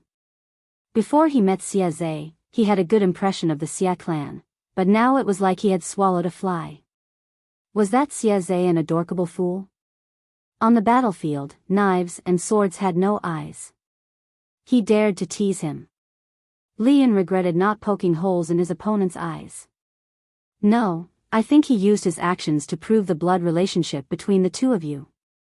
Jiang Pengji's eyes were bloodshot and she didn't pay attention to anything else. But she still had the audience in the streaming room. The salted fishes had already told her about what had just happened. She had to admit that if they weren't family, they wouldn't enter the same house. These two were really interesting. Whether it was Xia Zhe's, you look so good, I seem to have seen you somewhere before, or Li Yun's, my lord is such an imposing man, yet you dress up as a woman, I'm not as good as you, they were both naturally adorable. Could it be that this thing was passed down from their ancestors? As they spoke, the military doctor came in with a medical box. General, please take off your clothes and examine your injuries. Jiang Pengji wanted to leave. After all, the group of salted fishes in the streaming room were already salivating for Li Yun to take off his clothes. If she didn't leave, she could guarantee that the group of salted fishes would lick through the screen. As the lord, she had the obligation to protect the integrity of her subordinates. My lord, do you need me to contact him? Li Yun didn't understand Jiang Pengji's pity for him. Instead, he called out to her. Jiang Pengji had no choice but to stop and turn to look at Li Yun. The lad threw his empty water pouch aside and lifted his hand to untie his heavy blood-stained armor, revealing his blood-stained shirt. It looked scary, but most of the blood belonged to someone else. Li Yun had only suffered some superficial wounds. His muscles and bones weren't hurt. Contact CSA? For what? Jiang Pengji was stunned. Li Yin said, to instigate his rebellion. Just like military advisor Meng Hang and Nye Sun, as he finished speaking, he looked at Jiang Pengji with a gaze full of anticipation. Whatever military advisor Meng Hang could do, he could do it too. Jiang Pengji was speechless. What happened when she wasn't paying attention? Why did Li Yin learn to be evil without a teacher? Your situations are different. You can't be mentioned in the same breath. Moreover, you and Xie Zhe aren't friends. It's true that you are cousins, but Xie Qian has been expelled from the Xie family. It's still a question whether he recognizes you. Xie Zhe is Su Bei's brother-in-law.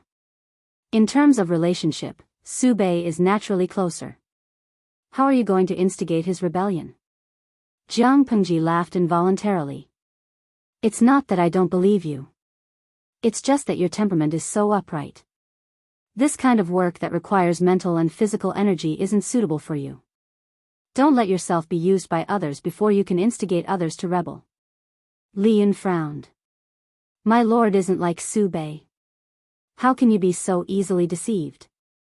Jiang Pengji laughed involuntarily. Li Yin's main point was really confusing. The idle spectators licked Li Yin's upper body while feeling resentful that he didn't live up to their expectations. Lo Siji Lianmeng, silly boy, the streamer is mocking you for being simple-minded. Why are you so stubborn? Every time they saw the streamer teasing the little angel Li Yin's mother fans and milk powder fans were worried sick. How could Li Yin not know? However, he knew that his lord had a generous personality. Otherwise, she wouldn't joke around with her subordinates. He could clearly distinguish whether the meaning of her words was malicious mockery or a kind joke. Jiang Pengji laughed. Of course I'm not Su Bei. As they spoke, Jiang Nongqin said that she had something important to discuss with her. What is it? Jiang Pengji asked. Jiang Nongqin's expression was solemn as she said, we don't have enough sutures for the wounded soldiers. We also urgently lack medicine and pure water to treat wounds. During a war, there weren't many soldiers who died on the spot. Most of them died because they couldn't receive medical treatment after the battle. Therefore, the medical logistics was especially important.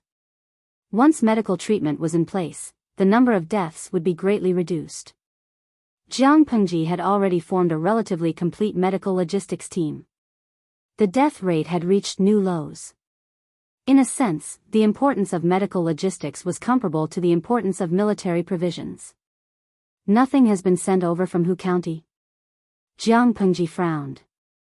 Jiang Nongqin said, it hasn't been sent over. I'm worried that the transportation line has been disrupted again.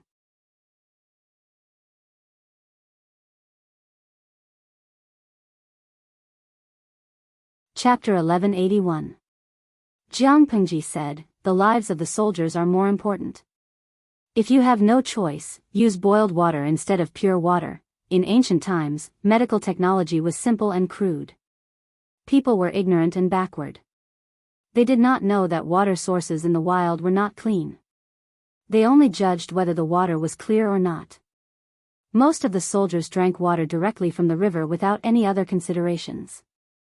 If they boiled it before drinking, how much firewood and charcoal would be wasted?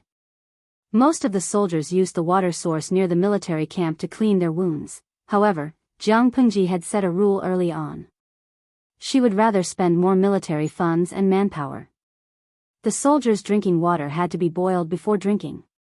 The water used to clean the wounds was boiled or distilled water, which was the pure water that Jiang Nongqin mentioned just now. The weapons used by the soldiers were not clean. Many of them had the smell of copper and rust. It was very easy for the wounds to be infected. It was not easy to extract pure water. In order to save money, most of the time it was used to treat dirty wounds with large areas. If the wounds were minor or the condition was very optimistic, boiled water would be used. The chances of infection and pus would be much lower than normal. No matter what kind it was, there was an additional process to make it. It required a lot of wood and charcoal. Jiang Nongqin thought for a while and nodded. I understand. The suture could not be made on the spot, but they could use thicker hair to temporarily replace it. In the past, there was a shortage of materials in the war. They dealt with it this way. The only headache was the medicine for external injuries. Perhaps the heavens heard Jiang Nongqin's distress. The medical supplies that were scheduled to arrive that day arrived on the third day. However, they were in a sorry state. It looked like they had been ambushed. Jiang Pengji had to ask. The commander in charge of transportation was in fear and trepidation. He was so anxious that his forehead was sweating. He had been promoted from an ordinary soldier to a sergeant. Later, he was promoted to a sergeant with military merits. Now, he was a commander in charge of 100 people. Although he was elevated among ordinary people, he never thought that he could talk to the Lord. He was so anxious that he was speechless. Jiang Pengji saw his embarrassment and said gently, "Don't rush. Tell me slowly." The commander said, "My lord, we were ambushed by the enemy on the way. In order to protect the goods, we had to make a detour." Fortunately, he was a local of Hu County. Before he joined the army, he was a peddler who sold groceries from south to north. He was familiar with all the routes. Of course, he was proud and afraid at the same time. He even bit his tongue when he spoke too hastily. His brown-black face was filled with anxiety. Even though they successfully arrived at the front lines, when the enemy ambushed them, they took away a truck full of items. There were 2 boxes with a total of 200 rolls of suture thread, 1 box of anesthetics for external injuries, and 2 boxes of pure water in large glass bottles. Counterfeiting was more expensive than several carts of military supplies. Jiang Pengji said, "Enemy? Whose soldiers?" They were disguised as bandits. I couldn't tell where they came from, and their weapons didn't have any insignia. The captain thought for a moment and added, "But those weapons are of excellent quality. How can ordinary bandits have them? He must be some vassal in disguise." Jiang Pengji said, "You're not bad. Where are you working now?" He was still able to calm down when he was ambushed by bandits and immediately chose to take a detour to protect Big Head. Although it was a waste of time, he also managed to preserve the items. His merits outweighed his faults, so he deserved to be rewarded. Jiang Pengji did not lack scholars at the moment, but she lacked generals. She should promote more new people to prevent a shortage of talents in the future. If he could maintain this position in the future, he might even be promoted again. Jiang Pengji planned to change the military system after her forces stabilized. The military positions had to be clearly defined. Most of the 5 countries in the world continued the military system of the previous dynasty, de Xia. Whether it was the title or the positions, it was somewhat messy, and the division of labor was not clear. No order meant chaos. If she let it go, sooner or later, there would be trouble. That was one reason. The other reason was that Jiang Pengji did not know how to reward the people in the tent. She could not send people off with property deeds or gold, silver, and jewelry every time, could she? Once or twice was fine, but if she did it too many times, it would inevitably give people the illusion that she was not very sincere. The captain said excitedly, "I'm now working under the commander's tent." "Well, you've done well. Continue to work hard in the future." "Yes." This young uncle had a silly smile on his face as he floated out. A cart of items was gone, but there were still many medical supplies left. If they used them sparingly, they could still last for a long time. Remember this. I'll get it back from Huang Bogeo in the future. Jiang Pengji said with a cold smile. There was no one in the tent. No one answered. Only the salted fish in the streaming room knew that Jiang Pengji was talking about them. As the streamer's temporary secretary, the salted fish puffed out their chests proudly. The red scarves around their necks seemed to be brighter. On the other side, the group of bandits transported the items away. It's a pity that we don't have enough people. Otherwise, we could definitely take down those 100 people. There were only 200 people in the transportation team. Even a fool would know that the items they were escorting would not be too precious. But when they opened the box, everyone was dumbfounded. A woman's sewing thread? They picked up a carefully wrapped item and opened it to see that it was a roll of thin thread. It doesn't look like it, because of their limited skills. The raw materials for the suture thread were catgut, tendon thread, or silk. At first glance, it looked a little like coarse embroidery thread. Look at how neatly and tidily these things are packed. There should be some special use for them, right? If the suture thread confused them, then the distilled water in the large glass bottle made them even more speechless. Could it be a medicine for harming people? Their noses moved closer to sniff, but they did not smell any strange odor. In the end, they could only put the items back in their original places and send them all the way to Huang Song. Just as Jiang Pengji had expected, the person who robbed and harassed the transportation line on a small scale was indeed Huang Song. He had suffered losses in the past. This time, he did not dare to send a large number of troops. Instead, he used the suggestion of his advisor to break up the whole army and use guerrilla tactics. In this way, he could confuse Qiguan Rang's eyes and ears, and at the same time, he could find out more information about Hu County. If they encountered a big fish, they could try to attack. Huang Song used shameless tactics, and Qiguan Rang's side really suffered a few losses. Fortunately, the losses were not great. Otherwise, Qiguan Rang would really explode. According to the report of the spy we planted, they seemed to be used by the military doctors in Lu Shi's casualty camp to treat the wounded. Qing Jing had been to Wanzhou before, so he more or less knew something about it. It should be medical supplies. It's a pity, Jiang Pengji ran the army strictly. It was not easy to plant informants and spies. After a long time, they would always be found out. Even so, Huang Song received a lot of information, but most of it was about the army's grassroots.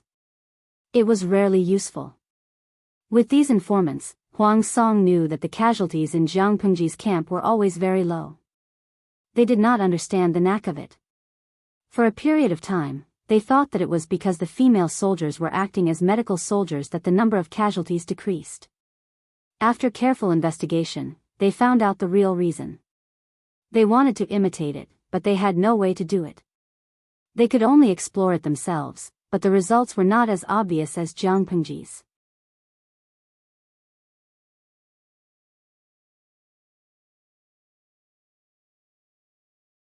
Chapter 1182. An item used by the military doctor to treat the wounded? Is there a need for these threads?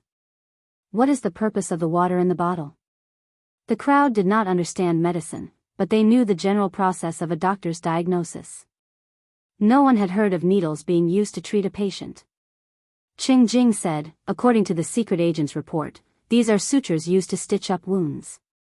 They're probably used to speed up the healing of wounds. It's said that this water is extremely precious and pure. Unless it's a serious illness, it's not used easily. I don't know the rest. He did not understand the technique of Qi Huang and had never dabbled in medicine. He could not explain the more specific principles. However, one thing was certain. Jiang Pengji had used these things to save a large number of wounded and sick people. The death rate of the soldiers was the lowest among the feudal lords. They did not know the secret behind it, but with these things, they would be able to decipher it one day. Using this to stitch up wounds? Like a woman sewing rags? The faces of the group of generals turned green when they heard this. They were not afraid of being stabbed by knives, but when they thought of the thin needles piercing through their skin and flesh, they all began to tremble. Were they going to treat their injuries, or aggravate their injuries? They would die of pain. They had never seen or heard of such a strange medical skill. Qing Jing said, "That's what the secret agent said. We'll have to ask the military doctor about the specifics." Although this kind of medical technique sounded frightening and absurd, Jiang Pengji had used it for many years. The results were obvious to all. That being said, they still politely declined this kind of medical skill. Qing Jing consulted Huang Song. After obtaining his approval, he handed over the cart of medical supplies to the military doctor for research. Looking at the situation on the battlefield, Su Bei's side is in a disadvantageous position. Huang Song had been frowning for the past few days. He and Su Bei were interdependent. If Su Bei fell, it would not be beneficial to him. Yumo, do you have a brilliant plan to break out of this situation? Huang Song looked at Qing Jing expectantly. It could not be said that breaking up and obstructing Jiang Pengji's rear supply line was ineffective, but it was far from the victory he had expected. Local battles could still be useful, but when it came to the overall situation, such small skirmishes would have little impact.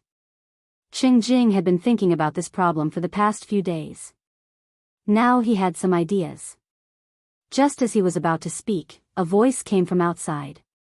Report. The messenger had arrived. Huang Song frowned and said, "Come in." What's the news from the front line? The messenger reported, "My lord, Jiangzhou's Eastgate County has lost and fallen into the enemy's hands."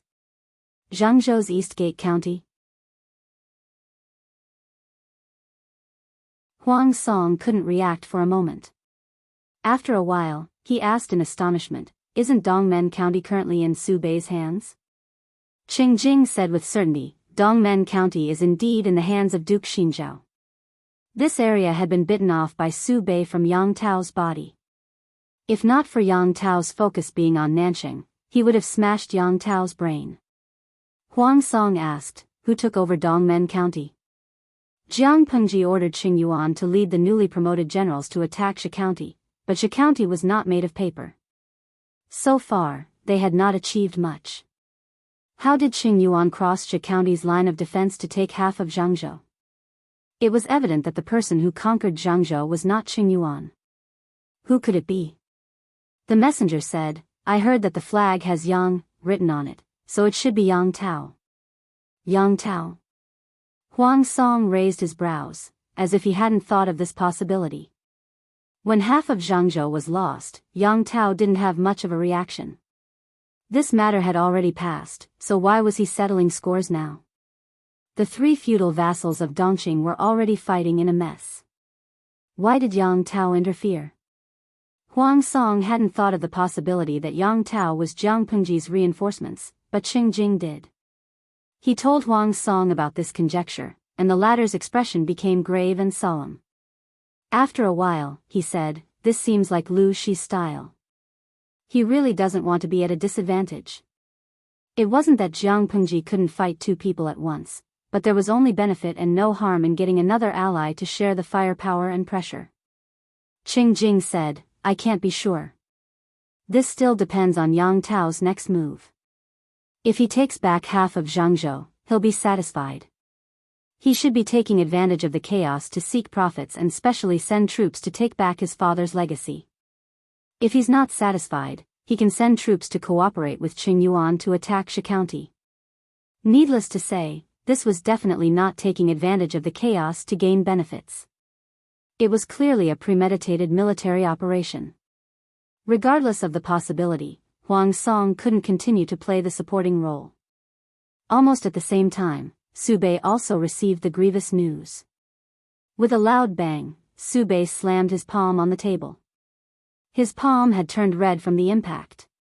"Yang Tao, you're such a bully," the enemy was taking advantage of the situation. To Su Bei, it was like adding hail to snow. He had been restrained by Jiang Pengji's main forces in one area and had been sulking. The few times he went out to battle, he won more than he won. This was a huge blow to his morale. Everyone was dispirited and listless. Su Bei only thought that Yang Tao was taking advantage of the chaos, but Han Yu wasn't so naive. "My lord, now is not the time to be angry," he said. "My lord should think about how to deal with Lu Shi and Yang Tao's alliance." Su Bei's heart thumped. Was it possible for the two of them to work together?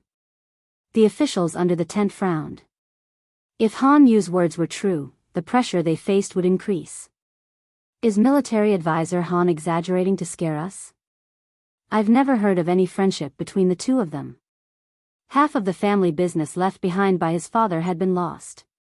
Yang Tao hadn't even deployed troops from Nanxing to help. How could he come back just like that? The officials under the tent didn't want Yang Tao to get involved. Han Yu said calmly, since it's beneficial, why do we need to talk about friendship when it comes to forming an alliance? My lord, why don't we send an envoy to probe and persuade them? Ching Sun thought about it and chose a roundabout strategy. Yang Tao and Lu Shi don't have a deep friendship. If they really form an alliance, it must be because of some benefits. If we can find out the reason, we can find the right solution. If Yang Tao got involved, it was hard to say whether Zhe County could be saved.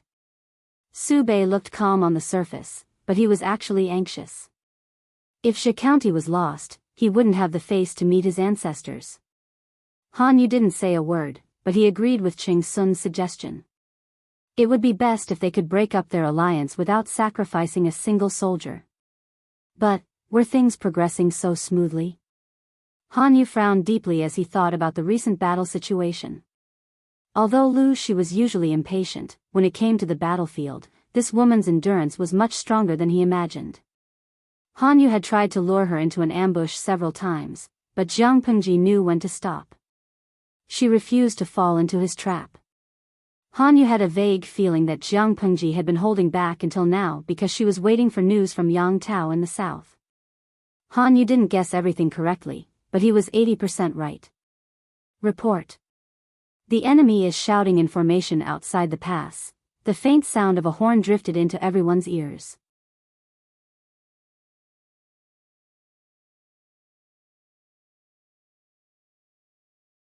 Chapter 1183. Yang Tao's participation in the battle had poured a basin of hot oil on the originally calm situation. Huang Song and Su Bei were solemn and worried, while Jiang Pengji heaved a sigh of relief. With Yang Tao's help, taking down Zhe County shouldn't be a problem. Jiang Pengji had long ordered Qing Yuan to restrain the troops from Zhe County. The two sides had been in a stalemate for half a month. Yang Si smiled and said, even so, it's hard to say if Yang Tao changes his mind at the last minute. Jiang Pengji said, others might, but it's unlikely for Yang Tao. Yang Si said, what if Su Bei voluntarily offers Zhao Xiao to appease Yang Tao's resentment in order to protect himself? Half of Jiangzhou had been taken back. Killing Zhao Xiao would be Yang Tao's revenge for his father's murder. As long as Su Bei endured the pain and sacrificed some of his flesh to appease Yang Tao, he might be able to send Yang Tao away. Su Bei has a fatal strength. He's very shameless. Jiang Pengji sneered coldly. Zhao Xiao voluntarily surrendered to his aristocratic family. Even if he murdered Yang Jian, he didn't harm Su Bei's interests. If Su Bei pushes him out to be a scapegoat for his own interests. Not to mention other things, Su Bei's good reputation of 20 to 30 years will be ruined. After this, which aristocratic family would dare to surrender to him? Su Bei was born into an aristocratic family. His ancestors had a high reputation. These were his political capital, but at the same time, they were his burden. There was a kind of burden called puffing oneself up at one's own cost. Su Bei knew that Zhao Xiao was a hot potato, but he wouldn't let Zhao Xiao be a scapegoat. Yang Si laughed. My lord knows Duke Xinzhao very well. The human heart is complicated, but he's a simple person. Jiang Pengji said, there should be good news from Gong Liao's side. Jiang Pengji had high hopes for Qing Yuan, and he didn't let her down. Qing Yuan was also mischievous. For the past half a month, he'd been following the rules. He didn't make any mistakes, but he didn't have any bright spots either. He didn't give the enemy great pressure. He even gave them the false impression that their military strength wasn't strong. He pretended to be weak and took the opportunity to weaken the enemy's vigilance. If it were any other lord, Qing Yuan would have been dissatisfied if he hadn't made any progress for half a month. However, Jiang Pengji let him do it. In order to support Qing Yuan's plan, Jiang Pengji also asked Qin Gong, who was born in Zhe County, to lead troops and horses to Qing Yuan's side to support him. As expected, the governor of Zhe County became more and more arrogant. Usually, he would float on the spot when he walked. At the spur of the moment, news of Jiangzhou's defeat came from outside. The commander of Zhe County saw that the morale of his soldiers was low. He felt that they urgently needed a great victory to boost their morale. If he could achieve a great victory and capture the enemy's leader, he would definitely receive the Lord's appreciation and his status and power would increase. Qing Yuan narrowed his eyes. It's about time. Qin Gong was a native of Zhe County. He was very familiar with the surrounding terrain and had provided Qing Yuan with many conveniences. Once again, they sent out their troops to challenge Qing Yuan. The two sides fought fiercely, and Qing Yuan's side was still no match for them. After fighting for a while, they began to show signs of weakness. There was a saying that went, "Don't chase a cornered enemy," but Qing Yuan's repeated defeats in the past few days had fueled the arrogance of the defending generals. When someone advised him not to pursue a cornered enemy, the defending general said angrily, "A cornered enemy, a cornered enemy. Every time they come and go, they say the same thing." An armchair strategist was nothing more than that. We've already probed Lu Gang's forces. They're not as terrifying as the outside world says.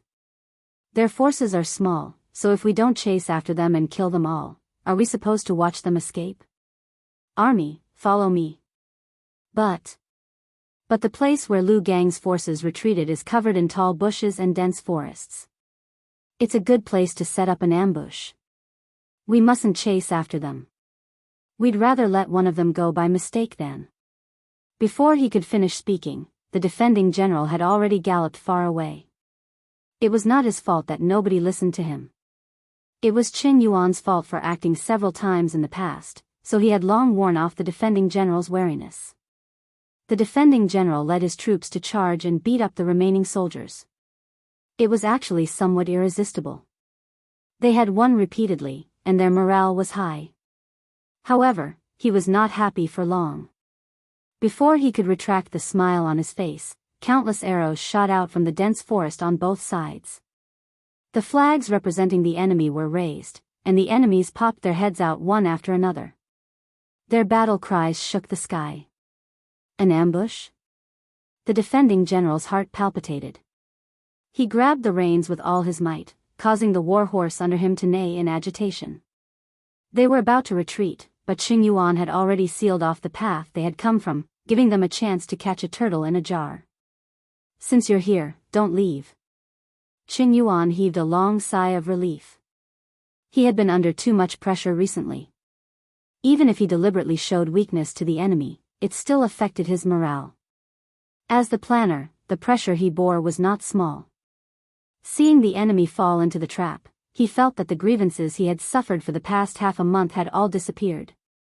Arrows, rolling logs, and hot oil were all directed at the enemy. The defending general was not Yang Si, and the troops under him were not the elites that Jiang Pengji had carefully trained for several years. They had already lost their sense of propriety when they encountered an ambush. The army formation was in a mess. How could they maintain order and resist the enemy's retreat? The more chaotic they were, the more casualties they suffered. In less than an hour, the place was already a river of blood. Broken limbs and remains were everywhere. It was like the inferno of Azura. Flames rose, and a strange smell floated in the air. As time went by, the battle cries gradually became deeper. Early on, when they had fallen into the ambush, Qing Yuan had divided his troops to attack the city gate at the border of Zhe County. Once this city was breached, Zhe County would no longer have the protection of the natural stronghold. Qing Yuan could make use of the water resources in Zhe County to lead his troops straight in. Although there were important military towns along the way, most of the troops had been transferred by Su Bei to Hu County. As long as Qing Yuan was not out of his mind, he would definitely not lose. Seeing that the defense line of Zhe County was about to collapse, Su Bei and the rest were also anxious. He tried to send more troops to help, but there was still a god of death blocking the way, Jiang Pengji. Su Bei simply abandoned Han Yu's strategy and directly mobilized his troops to engage Jiang Pengji in the largest and most vicious battle since the start of the war. In the end, the more anxious they were, the more disadvantageous they would be. Without the hindrance of the terrain, How could Jiang Pengji's cavalry not run wild and trample on the enemy? The cavalry of the north borderline was so strong, but in the end, they were still overthrown by Jiang Pengji. Would she be afraid of a mere Su Bei? If Huang Song had not sent more troops along the way to help Su Bei stabilize the situation, his losses would have been even greater. At the same time, the emissary sent by Su Bei also met Yang Tao. From his mouth, he extracted the reason for his alliance with Jiang Pengji. To be honest, Yang Tao originally did not want to get involved in the situation in Dongqing. He only wanted to quietly develop his strength and let the group of immortals fight amongst themselves. Who asked Su Bei to accept Zhao Xiao's allegiance? The hatred of my father's murder is absolutely irreconcilable. How can I allow my enemy to go unpunished? Yang Tao's voice was deep, and his mature face had the dignity of a superior. Emissary, there is no need to speak further. I will personally kill that despicable Zhao Xiao to comfort my father's soul in heaven. The emissary choked. You're tuning into the Biyao's Wuxia Chronicles YouTube channel. Don't forget to subscribe and join us on this journey to catch the most captivating stories.